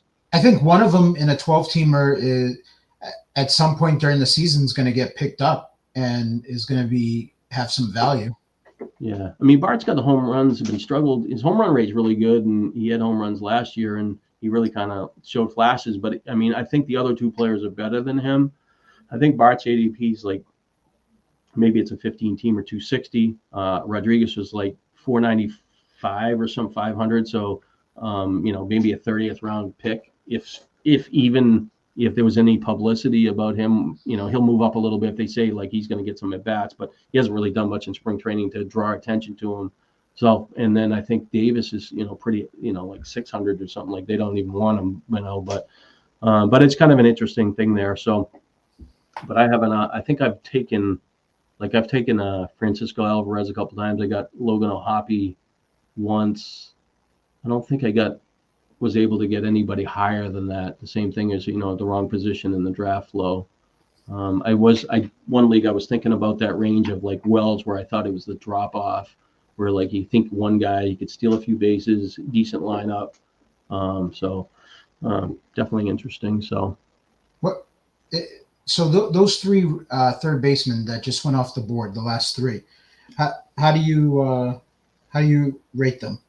I mean, so if you have a team that's with, like, so if you're going to take Suarez, I mean, you definitely need the batting average. He really was really bad last year. I saw him get dropped in the league, but his strikeout rate was much improved. He has big power, but who's to say that he doesn't come back and struggle a little bit and he doesn't find it? Now where the Isaiah Paredes goes to Houston, the walk rate's decent. He's kind of a pull hitter. But like he's not really a masher, so he kind of gets the most out of his home runs. But I think he could hit higher in the lineup, and it's like, even his, like, I don't think the strikeouts rate's not bad, but where is that guy? What is his destination? And I think he's outperformed what people thought and been a pretty good waiver wire guy, and I think he could improve. So I guess I'm kind of neutral on him. Whereas Suarez, I think with the right team structure, he kind of fits, because if you can absorb the batting average risk. But to me, there is some downside where it could go sideways on him, where Baum's just like kind of a steady player. You know what you're getting, but he could hit, I think that he could potentially pop and get more home runs. But the other two players, when you're drafting them, probably on the board would be guys that would be, at least 20 home runs. Suarez could be, a lot higher, but Suarez, has a little more negative to him. So I think you took the safer of the three. yeah. But not the sexy of the power side of it. So, but I would make the same choice there, me. But unless I was really out of line in power and I felt like I had to chase it there. But yeah, I feel like my batting average is good. So like I could have taken on a little bit of batting average risk, but I figured I'd just keep that kind of like that strength with the batting average. And Baum, I still think that like he's got more power in his bat than 15 homers. Yeah. So this is where Brendan Donovan, does he qualify at second base?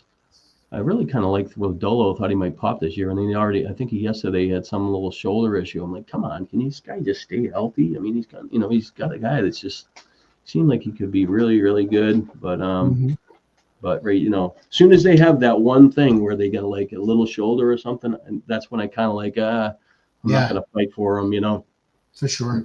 Take a little safer, 12-teamer, you like the replacement value. You're still going to get good guys later, so you can take them and see what happens. But Lopez, Snell, Kikuchi, so he's got Pivetta, who never had a ERA under 4. I think Kikuchi is a guy that is really, that true? Pivetta? I don't think Pavetto's ever had a ERA under 4, and I think Kikuchi's maybe done it once. and he was really, really phenomenal in the second half last year. But, overall, I mean, he's taking a lot of whip risk. And then you throw in the pass, Snell, if he's walking guys, so that pitching staff might not line up too good. I think the players are and the strikeouts are be okay, but there's a little bit of risk there. You got Jake Berger, home runs, a little bit batting average. Like Green, steady.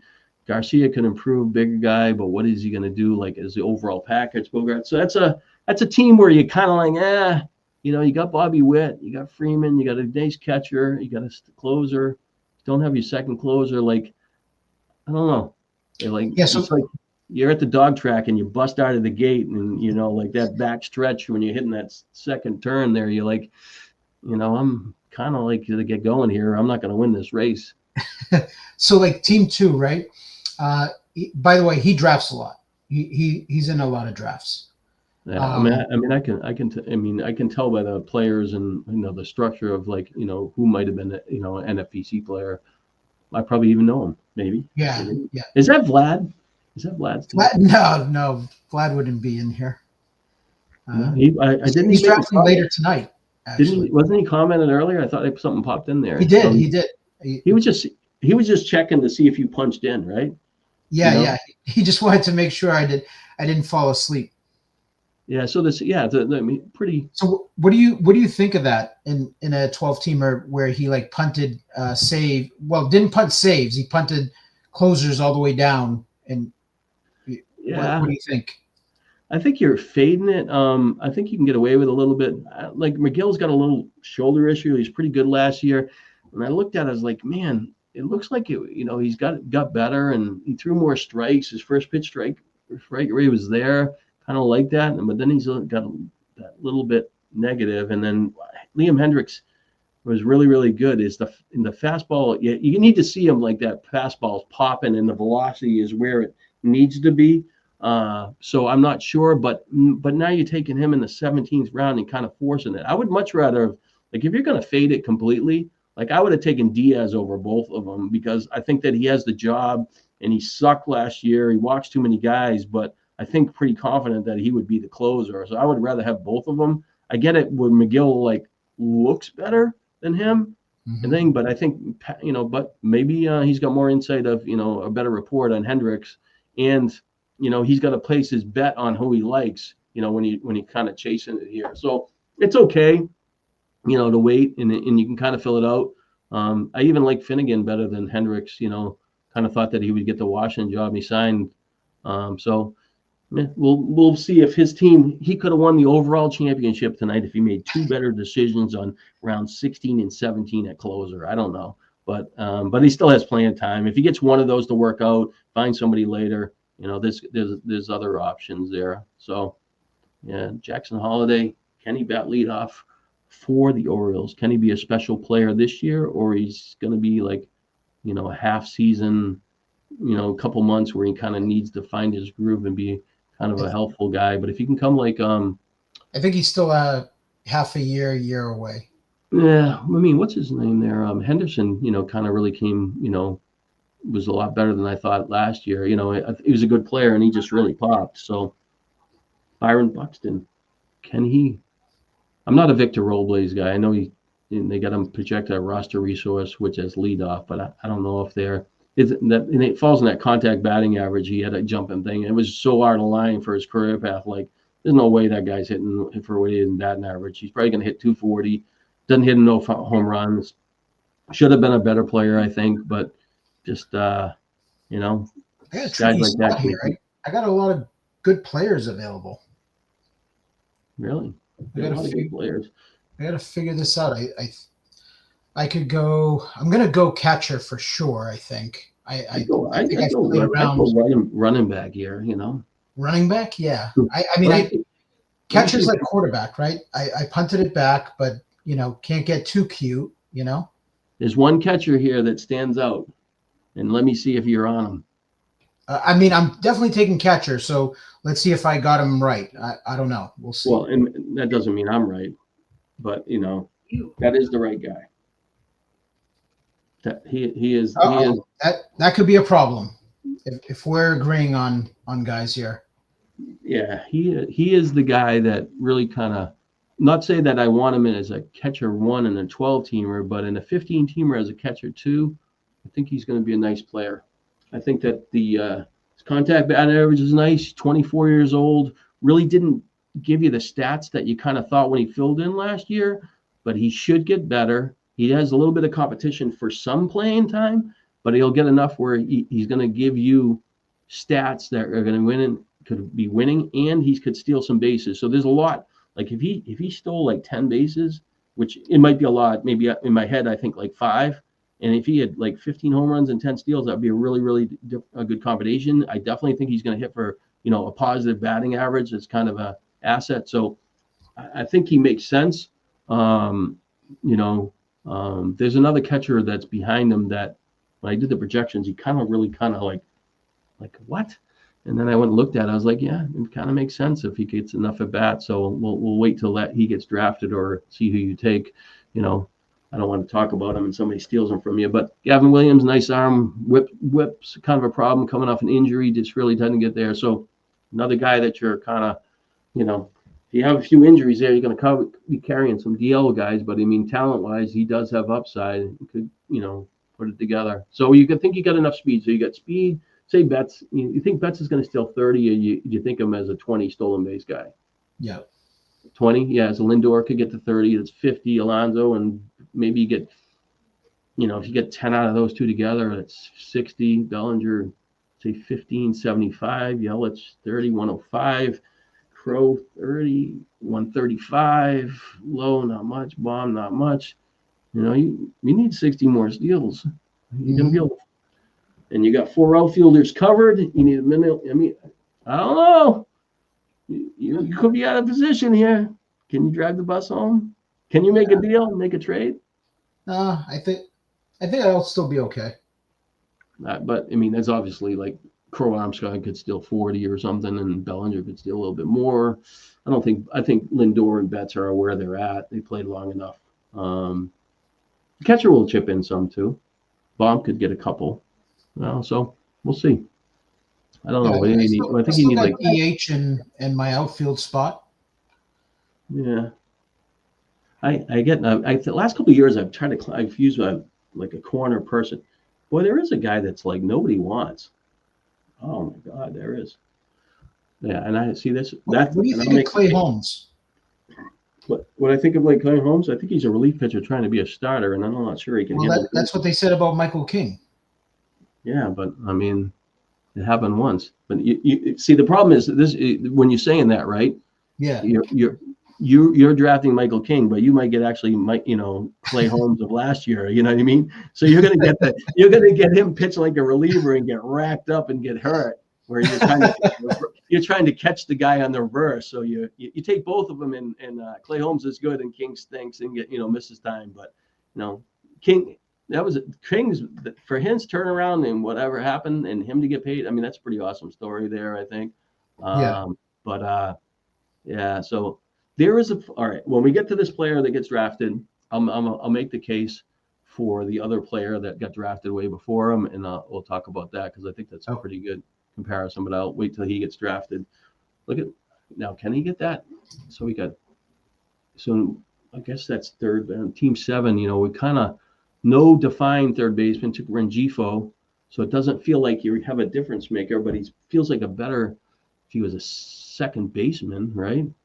And then you got Edwards, second or shortstop. I don't know. What is the color on that? Yes. Yeah. So Edwards is second base. Shortstop. Is Edwards a shortstop? Oh, yeah. So, and then you got Pena, and then he takes Swanson. But Swanson feels like now you got 3 guys. So, like, where are you going to put that other player? You're going to shift one to third base. I don't know. I think 2 really good players. I don't know. Edwards is kind of an interesting guy. I don't think just Miami's lineup is kind of strange. He stole so many bases, could hit for high average. Just don't think the power is going to be there. And you got Soto, Alvarez with that. Got the average. So even you had an Edwards, you got more batting average. They're quick picking here. So they need the sticker to clear so I can see the missing. So Doyle he gives a little bit of batting average, but he got speed. Schwarber gives a little more batting average. And then come on, They're putting the sticker right in front of it. Duran, Will Smith, and Gifo. Want me to move it up here? No, it's okay now. And so they were just picked close together. So Goldschmidt bounced back. I don't know. Does he have enough? I'm not looking at your screen. I'm looking at the screen that I have behind. Oh, that you have? Okay, yeah. I can see it. It's a bigger screen, and it's just above my laptop. So 35, Doyle 85. We get another big home by him. Smith is 20 home runs. Rengifo, like what he can bring to the table. Can he stay healthy? Giving away the home runs there. Goldschmidt on a bounce back, but putting that Yankee Stadium, you might get something there. He lost a little bit of his approach. Pena could pop. His projections are like 13 home runs. This guy's like a pretty strong kid. He should be better. Stole 20 bases last year. Swanson's just kind of steady, and the batting average is a little bit at risk. Been running more. Thomas, really fell off last year. It's interesting. I actually think he gave away, some of his edge and batting average, or where he's not really. It's where it's not an advantage anymore. Because the other Doyle, Schwarber. You get the Edwards. I don't know. Maybe not. Yeah. That's the case. You can kind of. It's a different look for me on just looking at a team like that. But then he's got Gilbert, Burns, Cease. So he's got the strikeouts. Duran, closer. Logan Webb gives away a little strikeouts, but still a pretty good arm with innings. Strikeout rate kind of fell down. Peralta had the strikeouts. A little bit up and down. You got Diaz, so that was a pretty good break for him, I think, to get Diaz as second cut closer. I don't know. It's an interesting team. It's not exactly how I would want to play that whole middle infield, third base thing. When he took Rengifo, who you could add at third base to improve that team a little bit, and not that I don't think Rengifo would be okay. I don't know. That's kind of interesting team, but. It's kind of hard team to look at because every time I look at it, the picks go in there, and I'm not like. I guess maybe I should just look at the one in front of me. Just click on the thing. Show big sticker, so it shuts it off. On show big. It doesn't show it anymore. Yeah. Yep. So are you telling me I learned something today? I've been playing in this damn thing for 20-something years, and I didn't know that I could stop seeing what was getting picked. 100%. There you go. Wow. Is there a class or is it a YouTube thing that you can look at? So, yeah, that's an interesting dynamic there. What do you think? Seth Lugo, big year, 8th best pitcher last year. Can he repeat? He's not a guy that I'm interested in. So he's basically the case for him is exactly the case for Michael King. You know what I mean? Like a guy that went from reliever, pitched a bunch of innings. Will the innings be some wear and a tear the next inning, and can they rebound? Where Lugo's a guy that he was more like an 80 to 100 pitch guy and got multiple innings, where King was coming from a lot shorter. So, but these guys are, King's not like 30 years old. He got paid. He's going to fight through it, but I don't know. So Taj Bradley, like him, I think that's a pretty good deal. A lot of these Tampa pitchers that get later, they that little mini Yankee Stadium thing there, people are kind of like, I'm not sure he's going to get there. But Bradley, I think that's a pretty good value. I like Ryan Pepio, I guess that's how you say it too. He's got potential, Bradley.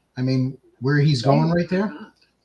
Yeah, I would have taken Bradley hands down, like in front of Gavin Williams. Like I think there's for me the difference between those two is like Bradley's like so close to being there where Williams still has to get there and he has injury risk. So I think that there's a big range there.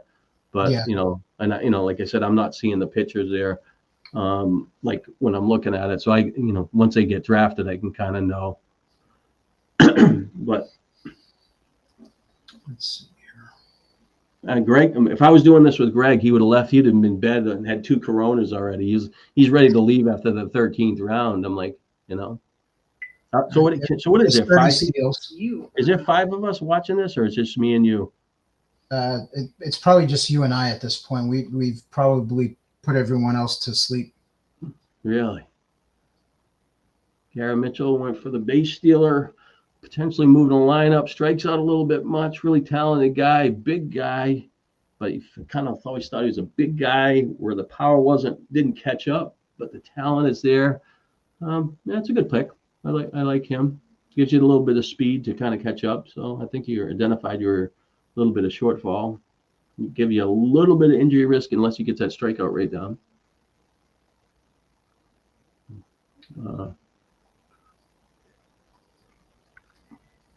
Yeah, so when you took Herrera, Sean Murphy was there, and I think I would do the same thing. I think Murphy looks like probably the better player power wise, but yeah, I think the Herrera is like the interesting overall skill set, and the combination of the package might just work a little better. Eflin, nice command pitcher, giving up little home runs. I think he had 50 less strikeouts last year. He just lost that ability. I think he had 28 starts compared to, I think he had 31 the year before. I don't know. He had like 3 or 4 less starts last year, and he kind of didn't get there. Luzardo threw today, and I think people are kind of a little more intrigued. Somebody sent me a text. So Luzardo's throwing 95. He's going to move up. Yeah, and I was like, Luzardo threw 97 yesterday. I mean, last year. So it's not like he throws hard. He's a talented arm, and he had command. He just hasn't put it together. But he's a lefty. Lefties have like 9 lives. Eovaldi's a nice guy that's had pretty good back end of his career with command, but he tends to miss time. Jarvis coming off an injury. Don't know what to make of them. It's weird. I've done the research and written about players, so I've only done like 75 pitchers. So I'm kind of in the range where I don't have the next group of pitchers, and there's a bunch of pitchers that I'm not going to write about. I'm probably going to do like 30 more, but I'm going to go through the 30 pitchers I like to do the next thing, and I have to do that. And I just have to be ready for Vegas, and I'm putting out the content and doing projections, so it is what it is. But I don't like in this range. I don't know who I like better. I'm probably rated that range where the Bradley and the Gavin Williams and all those. I've got my head around what I think of them, and probably Luzardo too, and Eflin. I probably did those already, but there's we'll get into a range where I'm kind of like I'm not sure what I would do on some of these situations. Yeah. What do you think? What's your thought process in like a 12-teamer when we get to this point where, so like I took Eflin, right? Kind of like safe, boring guy, I guess is what I would call him. At what point do you like want to take like the big arms and just swing for the fences versus like, I'm taking these like boring guys that I could, get off the waiver wire? Yeah, I guess last year, like I was a Skeens guy, and I guess Skeens was going in the 18th round in main events. I don't know where he was going in as far as the 12-teamers and stuff like that. And I know the draft champions earlier before we get to Vegas, he was probably around 21. So who's the guy, the pitcher, the lefty? Isn't there a lefty that's a big prospect this year it wasn't for Pittsburgh, to Alabama or something like that, but I don't got my head up. But anyways, like that pitcher, I don't have a handle. He just got drafted, but I think he would probably be major league ready. And I guess this other Pittsburgh pitcher that people have been talking about. I don't have a handle on him, but yeah, I would think that that's who I like is the Pittsburgh guy. Yeah. So what I think is like right now is you're drafting a month early, right? And once these people start to pitch, a guy that's a 24th round, 25th round pick and a 15-teamer can get pushed all the way to like, 13th round if he's looking good. You know what I mean? So if you see somebody that you think upside and has talent and you like your pitching staff, you're going to be able to get some of those back end starters and fill it and find guys off the waiver wire and mix some guys in there. But I mean, ideally, if you could come out of this with 8 starting pitchers, you think that you could help you're in pretty good shape. And if you have one guy that you got that has a lot of upside, that's pretty good. So right now you got 1, 2, 3, 4, 5, 6. So I would say you have 6 pitchers right now, right? But I would say that I consider you with 5. Like Gavin Williams is a wild card for me. I think the talent-wise is there. But like even when you like, I guess even when like Gavin Williams and Luzardo, I might gamble on Luzardo before Williams. But Rasmussen's an interesting guy there too. He just got drafted. Get his innings up. I know he's looked pretty good. But yeah. So I think that that's the challenge. Can you get 8 pitchers there? that you can trust. And there's your one guy that you want to take, because a month out. When you get closer, those pitchers are going to move up. It's going to be hard to, fill in the back of your rotation. Any of these pitchers that are, that get drafted probably from 15 to 25, if they throw good, they're going to move up a lot, and people are going to take them in different orders. Reese Olson, I had him in the AL last year for just about nothing. Looked pretty good arm. I like he's a good 4 good pitches. Had an injury. I think that's a decent value, but I don't have my, I haven't researched him as far as like it might change my opinion on him. There was on Nolan Arenado. You just think about, you were talking about those other third basemen, right? Yeah. And I had a draft champions and like just earlier before I came down here. And actually, it might have been the 12-teamer, but it was like the same thing, really, really late, and I had decent power. And I'm like, I know that he's got the appearance that he died in the fantasy market.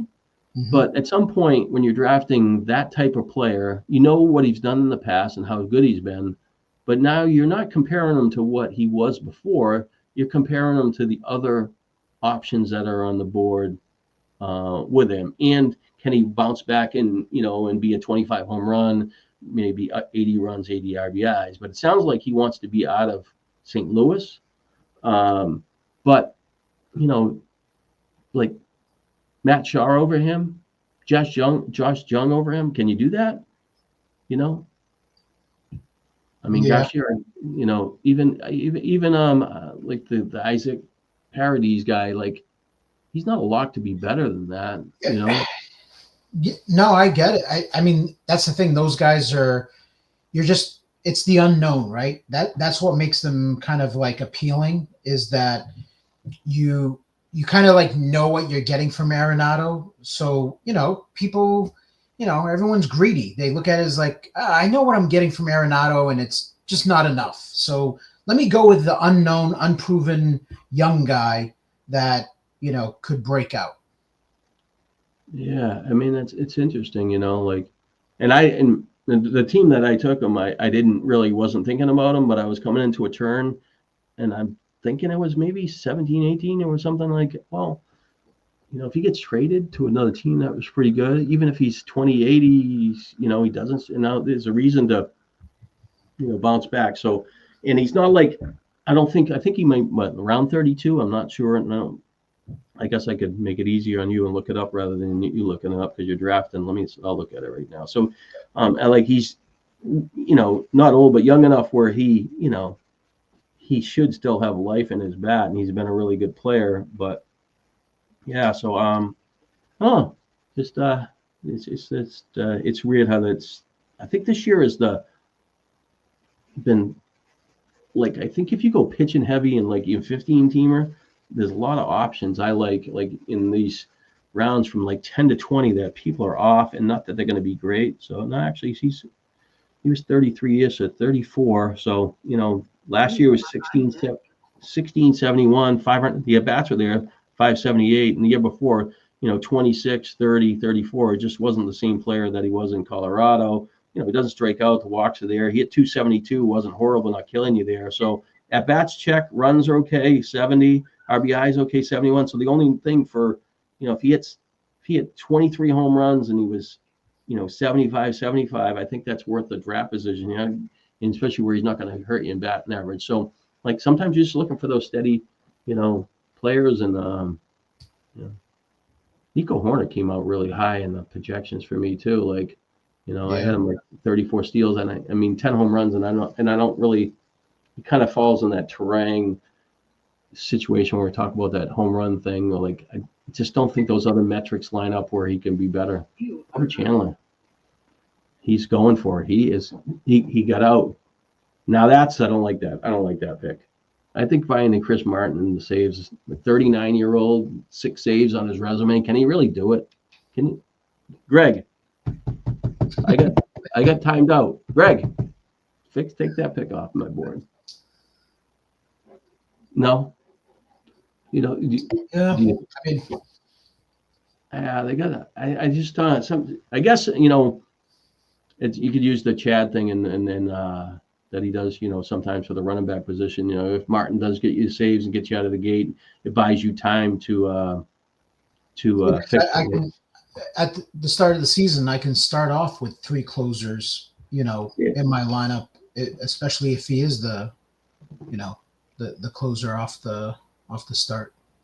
Yeah, that Tanner. Here's an interesting thing. So, like, I was looking at like Posma's team that won the overall in this thing last year, and you want to talk about like churning over that team, that roster that he drafted.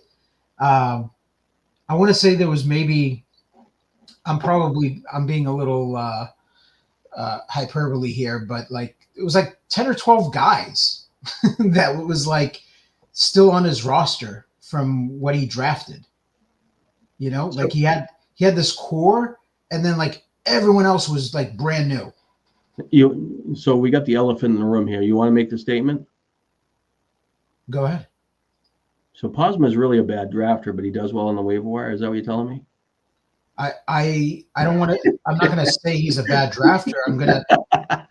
I'm gonna say that he's a monster on the waiver wire. I think he's got that down. I think it's very similar. Like, I look at it as like, I have confidence in my fab abilities in football that I don't need to draft a perfect team, and I'll take some chances on players. And if I'm wrong, I feel like I have the ability to, make it up. So with him, just looking at his rosters, like he, catchers, brand new catchers off the, and he spent up on catcher. It wasn't like he didn't punt like me. Like he spent up on catcher. Those 2 catchers off the team, gone. That's a struggle for me. Sometimes when I get players, I have this thing where I think they're talented and they'll come around and I get stuck with them. And like a catcher where it's not like a high, he's a good player and you don't need a ton out of him, but to flip him to some no name to improve, I always get, tripped up on that. Yeah. So it's, but he coming back to his team that I wrote about Clark Olson's team, like the whole thing, nuts to bolts. And I have John Posma's, all his, who he drafted, all his waiver moves, all his, how he set his lineup and what he stats every week. I just, having the time to write about it is a challenge. And it's like a 20-something hour project. And I could do it in pieces like I did Clark's. I basically did, the draft, which is not that bad a time, but the week-to-week thing. So if I did the foundation, I could do like maybe, a couple of weeks during, during 1 week, like I could write twice, and it would kind of piecemeal it together. But anyways, I should document it. I know John, he's a good player and stuff like that. But he had, the 2 stud bats up front. He had Schoolwool and he had something. So he had a pretty good foundation to build off. And that sometimes, when you're trying to do it, you're trying to get those complementary players with him just to kind of put on top of it. And at some point in the year, he's just looking for stats and improvement. So all right. So this is the guy that I've been waiting for, Christian Encarnacion Strand. Had him a lot last year. Thought he just really kind of lines up as the guy that he should be the cleanup guy for the Reds. And I know his playing time and opportunity is kind of sketchy, like where they're not talking about him. And then you got the roster resource. I don't even think he's got him on the damn roster. Like, that guy ought to get fired. But anyway, so you got the guy from Toglier from the Rockies. He had the home run, strike out a ton. He's going to have a lot of batting average risk. There really isn't a lot to that profile. Yeah. Where you got Strand, who has a guy that potentially hit for, close to 400 when he puts the ball in play. His strikeout rate probably could open the gate at like 28%, but he's a guy that potentially could get to 25, 26%. And that's going to line up where he's going to be a neutral hitter. And he has the power profile to kind of to hit cleanup. So I think that, like, when you're talking about this 12-teamer, right, and you're looking for like outs and, what do you need for your team as your, utility or whatever position, he's the guy a month out that you put on your team and see what happens. And you give it a couple of weeks into the season. And if he gets the job, you could hit a home run. I just think that his profile and potential is really, really high. I don't think people are kind of fighting for him. And I've taken him in some drafts in the 15-teamer.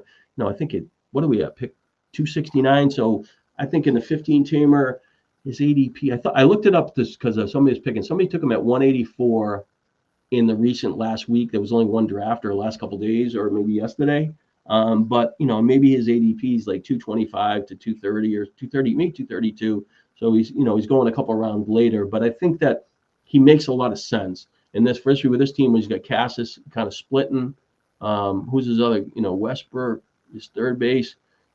I think that's a pretty good pick. And even Zach Nato is a pretty good, Nato or whatever his name is a pretty good player. He's coming off an injury. So, but anyway, so he's a guy that's like, it could be a home run stash. I got burnt with him last year, but I'm going back to the well.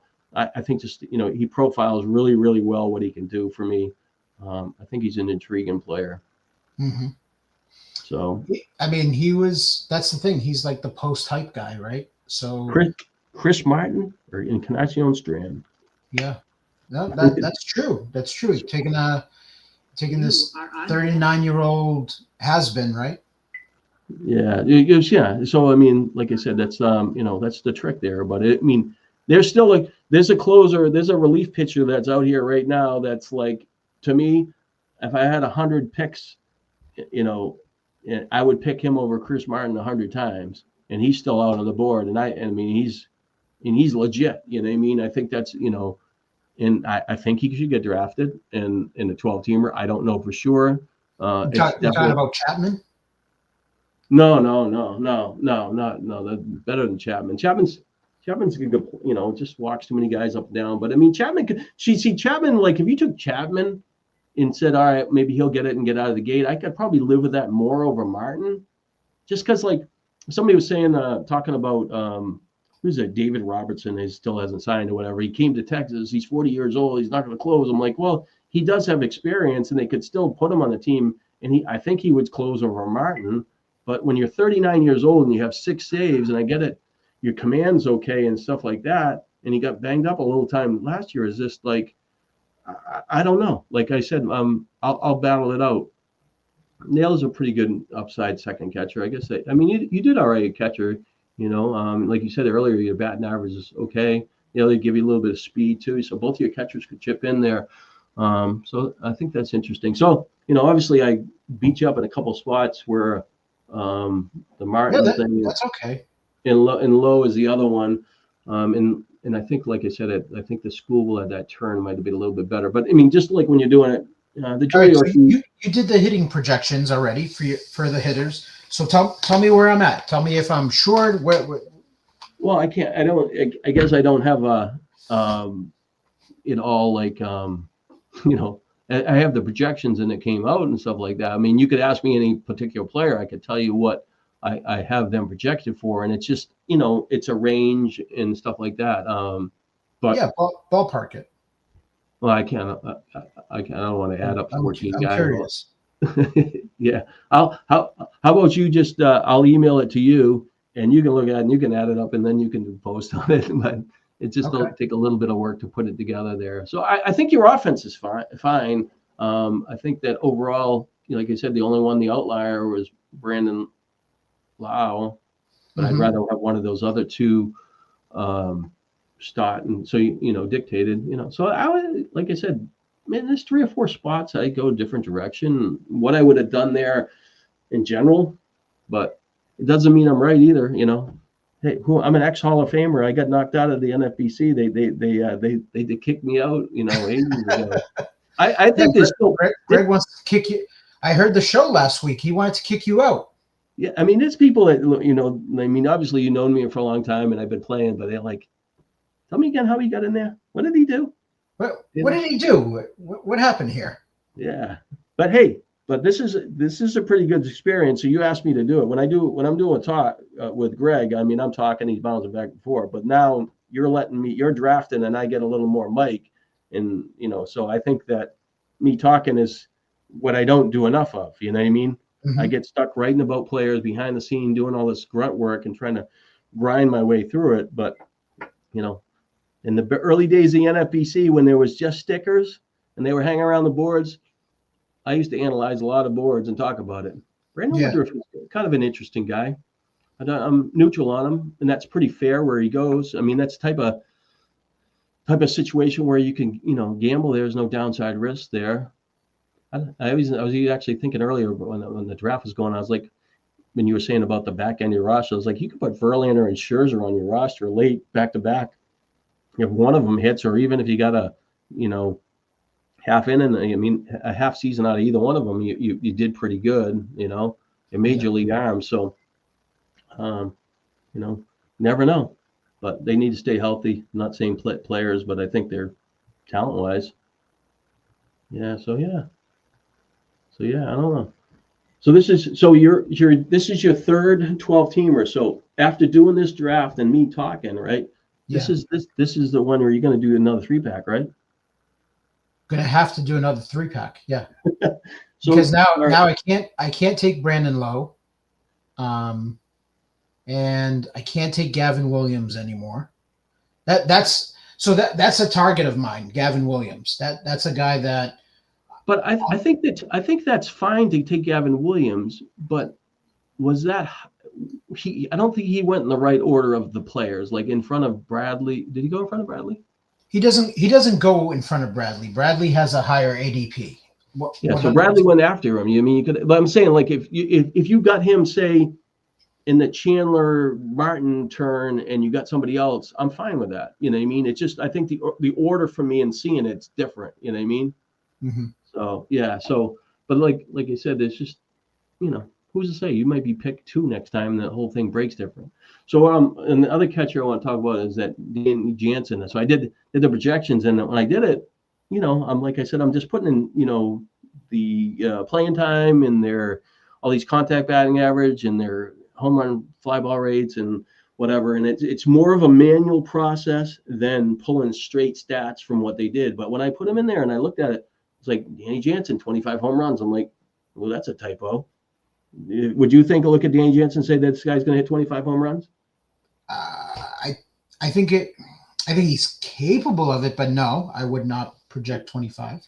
So I looked. I was like, I went and looked at it, and I was like, 25 home runs. How'd I get it? So what he does is, like, his advantage is that he's a really high fly ball hitter. So it's like, I think his fly ball rate is like 51%, and it's been pretty high for a number of years. But what it is, and he played in Toronto, is a little more of a split. So, like, I'm going to bring up his stats a little bit. So, he had 248 at bat. 215. This is in 2002. 215 at bats. He had 15 home runs. The following year, he had 268 and 17, and last year was 278 and 9. So, last year was the worst of the 3. But you give him 4. I had him at like 440 at bats. Now suddenly he's got a lot more at bats, and it kind of lines up. So he's like 232 with 25 home runs. Like, maybe I should be looking at him as a cheat home run hitter as a second. And I think that where he goes, I think it's pretty much a pretty good value. So it's just like, you had these, like, I could live with Herrera and Jansen. Whereas when I was drafting, I wanted to have like O'Hoppe and Alvarez, you know what I mean? Yeah.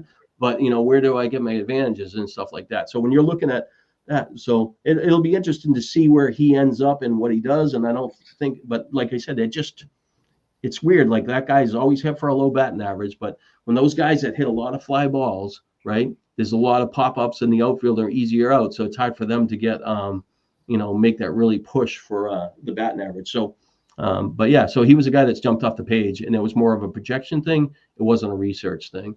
Yeah. So, I mean, and Jansen's got the, potentially the better ballpark this year, right? Yeah, he's a righty. So, I mean, maybe I don't know. I guess you'd have for, where you said you're looking at the poll, and if he does go opposite way, and I don't know. Being outside in the heat versus in a dome. Yeah, I mean, it should be all right. I mean, like I said, it was just, but even if he had 20 home runs with 400 bats, that'd be still a great pick. You know what I mean? Mm-hmm. As a second catcher, maybe, not in a 12-teamer, but in the 15-teamer, if you got him as a second catcher. I think his ADP in the 15-teamer is 320, and it's not like a guy that, unless he hits 5 home runs in spring training, he's not going to be moving. He's going to be a natural flow, like, oh, Joey Bart had more home runs. Heim had 98 RBIs a couple of years ago. But you look at between him and Kirk. Kirk just, Kirk's lost the luster. I thought he'd have like the batting average, and then just nothing's lined up. Jeffords had 20 home runs last year. I mean, there's these little reasons to take a player. Wow, I didn't even like. So what do you think? Rafael Sandane, he goes pretty late too, huh? I just think the guy will get better, and he's the bottom of the lineup. But I think that the package lines up where he's going to be a helpful fantasy player. But he's a guy that I probably should have taken him, actually, because he would have fit my team well, and he went late. Yeah, so that's kind of an interesting. Kristen Campbell got drafted. The Red Sox have to make that move to get him in there. Yeah, so this is the back end of the draft. He's been struggling. I mean, it's early in camp. So there's a reliever. O'Kirkering should get drafted, 100 times out of 100 over Chris Martin. I mean, he's a future closer, and probably I'd say he's got, based on experience, maybe he's a 40% chance of getting it. But if Romano's, not right, he could get the job and keep it all year, and he's kind of a home run pick. But where you're tanking the other guy, I just think that's the range where I think that you would probably be looking for that type of arm, even over your Cedar.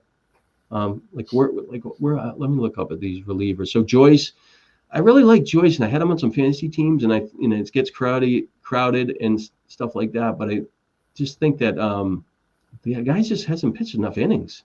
He needs to pitch 60 innings. For how hard he throws and what he's done, he's like he just doesn't pitch enough. And I think Hodge is interesting too. AJ Puck was really, really well in the Martinez thing. I'm trying to look at the relievers. But yeah, so but Joyce, I probably Kirking, I take it with Joyce. Hodge, I get it, but it's a short sample size for him. I think he's more of a wild card, where I think Kirkering is a guy that I think came into with that profile of being a potential closer. And you see there's look good at the end of last year from Tampa Bay, but it's kind of I definitely think that Fairbanks is he doesn't make it through the season. I can't predict when he's going to get hurt, so he makes sense. But there's another guy in that bullpen that I think is really, really intriguing, that will be a waiver wire guy. And I think he'll get picked up before that, but I haven't read any news, and it's just I'm not in that situation where I'm still doing projections, reading about players, where I'm not really staying really on top of the grind, other than if I'm doing a draft right now. I have 4 online, so he went for speed with Victor Scott, got burnt by him last year. He just really was overmatched, didn't get it done. It's kind of one-stop shopping, could be a home run. And Joe Adell kind of was really, really worth, because Clark had him on his team, and he picked him off the waiver wire. The batting average wasn't there. He seemed like he struck out too much, and I know he had the good start to the year, but the production between the steals and home runs did justify him being a positive value addition. So, I think that you see what happens with him. If he could shave off some strikeouts, if he could steal some bases. To me, he's always been intriguing. He's got the skill set, and with them moving Trout, they're saying that Adele, should be playing center field. So I think there's opportunity for more at bats and not being out of the lineup. So yeah, still young enough. So now you got break out. So right now, one of those outfielders is going to be your utility, right? Or Ortiz. Ortiz. Ortiz is, to me, is kind of a steady guy, good glove. Maybe could be a 15-15 guy. Could get better, but I don't know. Yeah, it'll be interesting to see. I don't really kind of pay attention to when they have the projection, from the site, whatever they use from the. I'd rather get an F than an A, but to properly think. Yeah. So. Yeah. Interesting. Yeah. So how'd I do for analyzing the whole draft? It's my first time doing the job. First time doing one of these kind of things. Yeah, no, I think you did great. I think this worked out pretty good. That's like what I needed because, again, this is my third draft, but I'm still, it's only 3 drafts.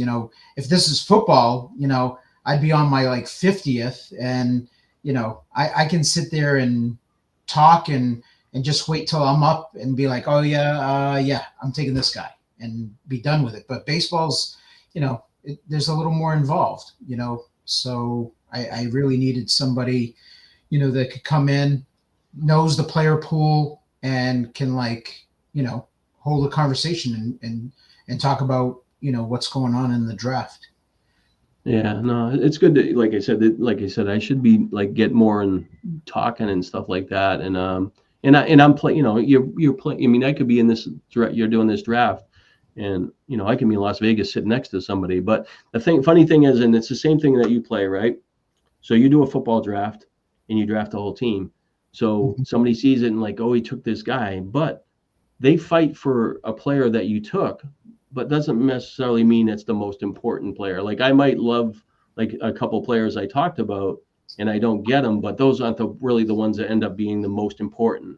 Where is the value, and then how do you put it together? I know that anything that when I talk, if I see a person and I've talked about it or written, I've written so much that I read about players. I mean, it's kind of overwhelming because I forget more than I, that I write about players. Because I wrote about, catchers, the first catchers beginning of January. I mean, I got an opinion who I like, but anyway, so if I see, you see somebody that's in a draft, if they like a player that you like and you see that they like them, you just pay attention. Is well, if I like that guy and he's picking behind me and he has 2 picks, he's most likely going to take him. Is he worth taking him earlier than he is? Is he worth fighting for? Or is he a guy that's willing to finesse? Or is sometimes you end up in the island where you're looking at a guy that's kind of against the grain, where he's fallen and people don't like him. You'd rather get him at a discount, Yeah. This guy, I think team 2 is listening to us. We talked about David Robertson. He did that out of spite, so you couldn't get, when they sign him, he wants yeah. So yeah, it's kind of interesting. Yeah. So overall, yeah. Yeah. So I think there's, what's interesting is, here, I'll bring up Pandora's box.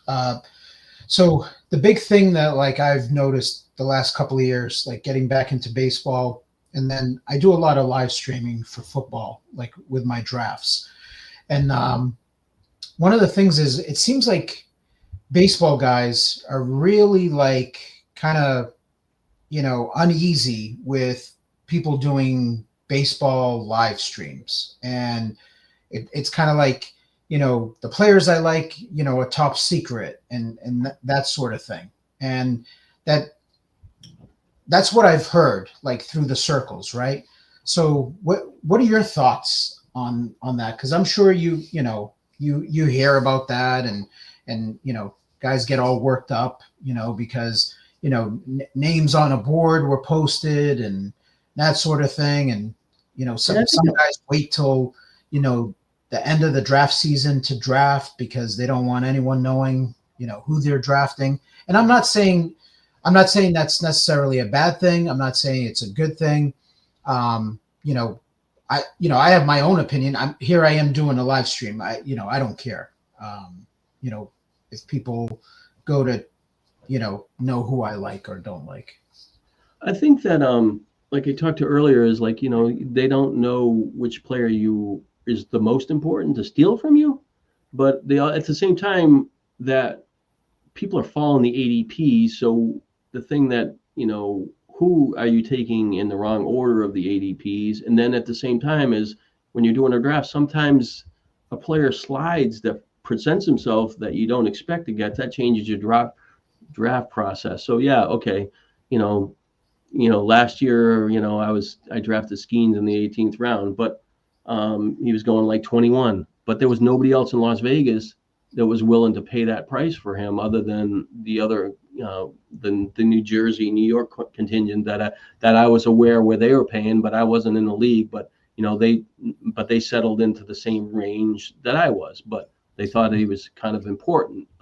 So there's those. Which players at some point in the draft do you feel like you want to have and are important?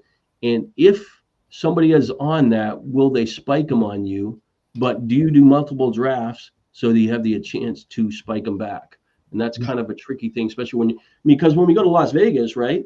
All you have to do is draft on Thursday, and people are coming in, and everybody's looking at the draft board, and they know who you drafted, and they could be drafting you Saturday, and they're having conversation, you're doing auctions. But it is what it is. The decisions, the draft picks. I mean, there's such a different range. You're picking from in a 15-teamer and 13 and picking 2. You're not usually presented with the same decisions, and the team structure is different. And sometimes people will they do so many leagues, they want to diversify. There's so many factors there, I think, in baseball. But I get it. When the old days, when we used to go to Vegas and have one team, you don't want somebody stealing your players from you. But hey, I know that I have an opinion, and I'm going to bet it. But I also know that I'm not always going to be right. And sometimes that guy that I want doesn't pan out, and that next guy that comes off the board is the better player, and sometimes you end up with them. I had Max Meyer a lot last year. I really liked him. It just kind of weird how they handle the picks pretty good. Send him to minors, always lost incentive, and then he kind of struggled. He just wasn't the same players. I'm not a Quinn Matthews guy. I don't know enough about him, so it's a guy I don't really up to speed on. But Max Meyer throwing pretty hard, added a pitch. I don't remember what it was. I sent something out the other day. I didn't write about it. I just asked that dear old friend Gronk to write it out for me. Yeah, and he was pretty good. I was a Meyer guy too last year, and I'm gonna go. I'm buying back in this year. Yeah. So yeah, just the back end of a lot of these, like you said, the 12 teamers is going to be flip flopping. So, but there's Verlander. He's there. He's back. Yeah, I guess I should get at least a handle on those two players. But that's pretty good. Free shot at a guy. Dustin May, will he get enough innings? Been looking pretty good. Bobby Miller, I don't know. Bobby Miller seems like he's got something wrong with him. He looked good, and then he just hurt. I don't like those guys that go backwards like that. Yeah. You're gonna have to beat me. It's really messy. I think the Dodgers trade for one more big bat. They got pitchers they could give away. I think Bobby Miller is a guy that they could definitely trade away, and get another bat. The bottom of the lineup, it's funny. Like, I don't want to be sitting there like you're talking about the top of the lineup. The Mets are better, and here I am talking about like their bottom of their lineup is not that good. Yeah, I mean, like, should like Chris Taylor still be on the team? Muncy's getting older and give you home runs. At some point, you need that next crew. Even Hernandez, had a lot of home runs that in does stuff. I think he's a good player, and they paid him, money for like 3 years, and I know it's kind of diversified, but I mean, I'm okay with Tommy Edman. I think he can be helpful. Mm-hmm. Pages looks like he has some talent. Conforto, just kind of steady lefty split guy. Enrique Hernandez, nothing. They got Miguel Rojas. Like if they have to replace and play like 2 of those guys for the injuries, it's not there. But it's the Dodgers. They're gonna find somebody at some point. Doesn't the fiddler gonna catch up to them, and they have to pay some.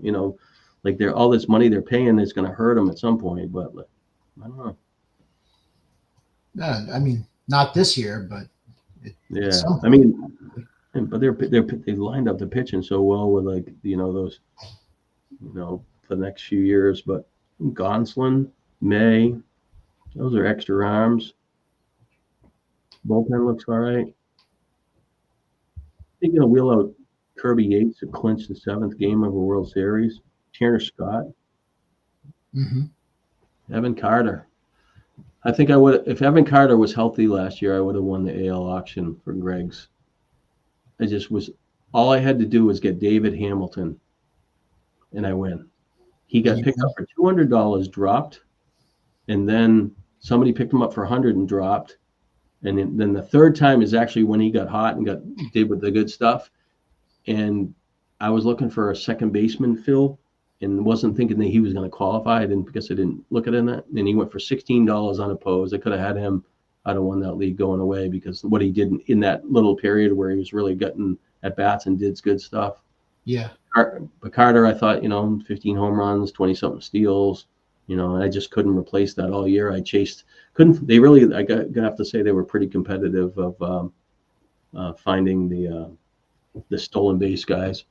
Look at that team 6. I think you're chasing pitchers at the end there. Crochet, Mason, Miller, Cole, Castillo, Rondon, Ray. So Rocker, I'm not drafting Rocker. I know he's a talented guy. I just don't think he's going to be enough innings. Fester guy got some strikeouts. We know what Scherzer's got. The Myers guy filled in pretty good. I did like Ortiz, what he did, and I know he got racked the other day and gave up like 6 runs, but he throws pretty hard. You figure going to Cleveland, he could be helpful, but I don't know why he's going backwards there. And Merrill Kelly, I don't know his status. I know he's been good in the past. He was hurt last year, so I can't answer that question. He has 5 deep in starters, and then I guess. Yeah, he just needs a couple of them. Yeah, so I don't know. He's gone kind of heavy. Yeah, Casey Mize, thought he might get a chance in the bullpen, but he's looked pretty good. I don't know if he gets enough innings. I don't know if Brian Bello, pretty good arm, just hasn't really got there. There's Chapman. Oh, man, there goes your handcuff. He stole them from you.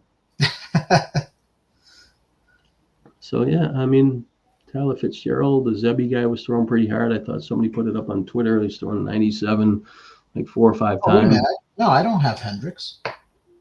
No, you could have Chapman with him. Oh no, I'm thinking Martin. I'm thinking the Handicaps.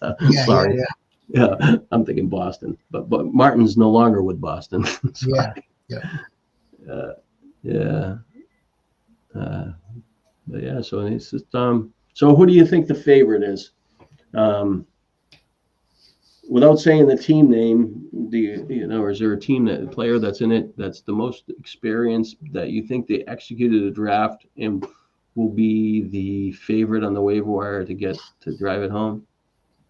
I don't necessarily think that any of the names scare me in terms of like outworking me on the waiver wire.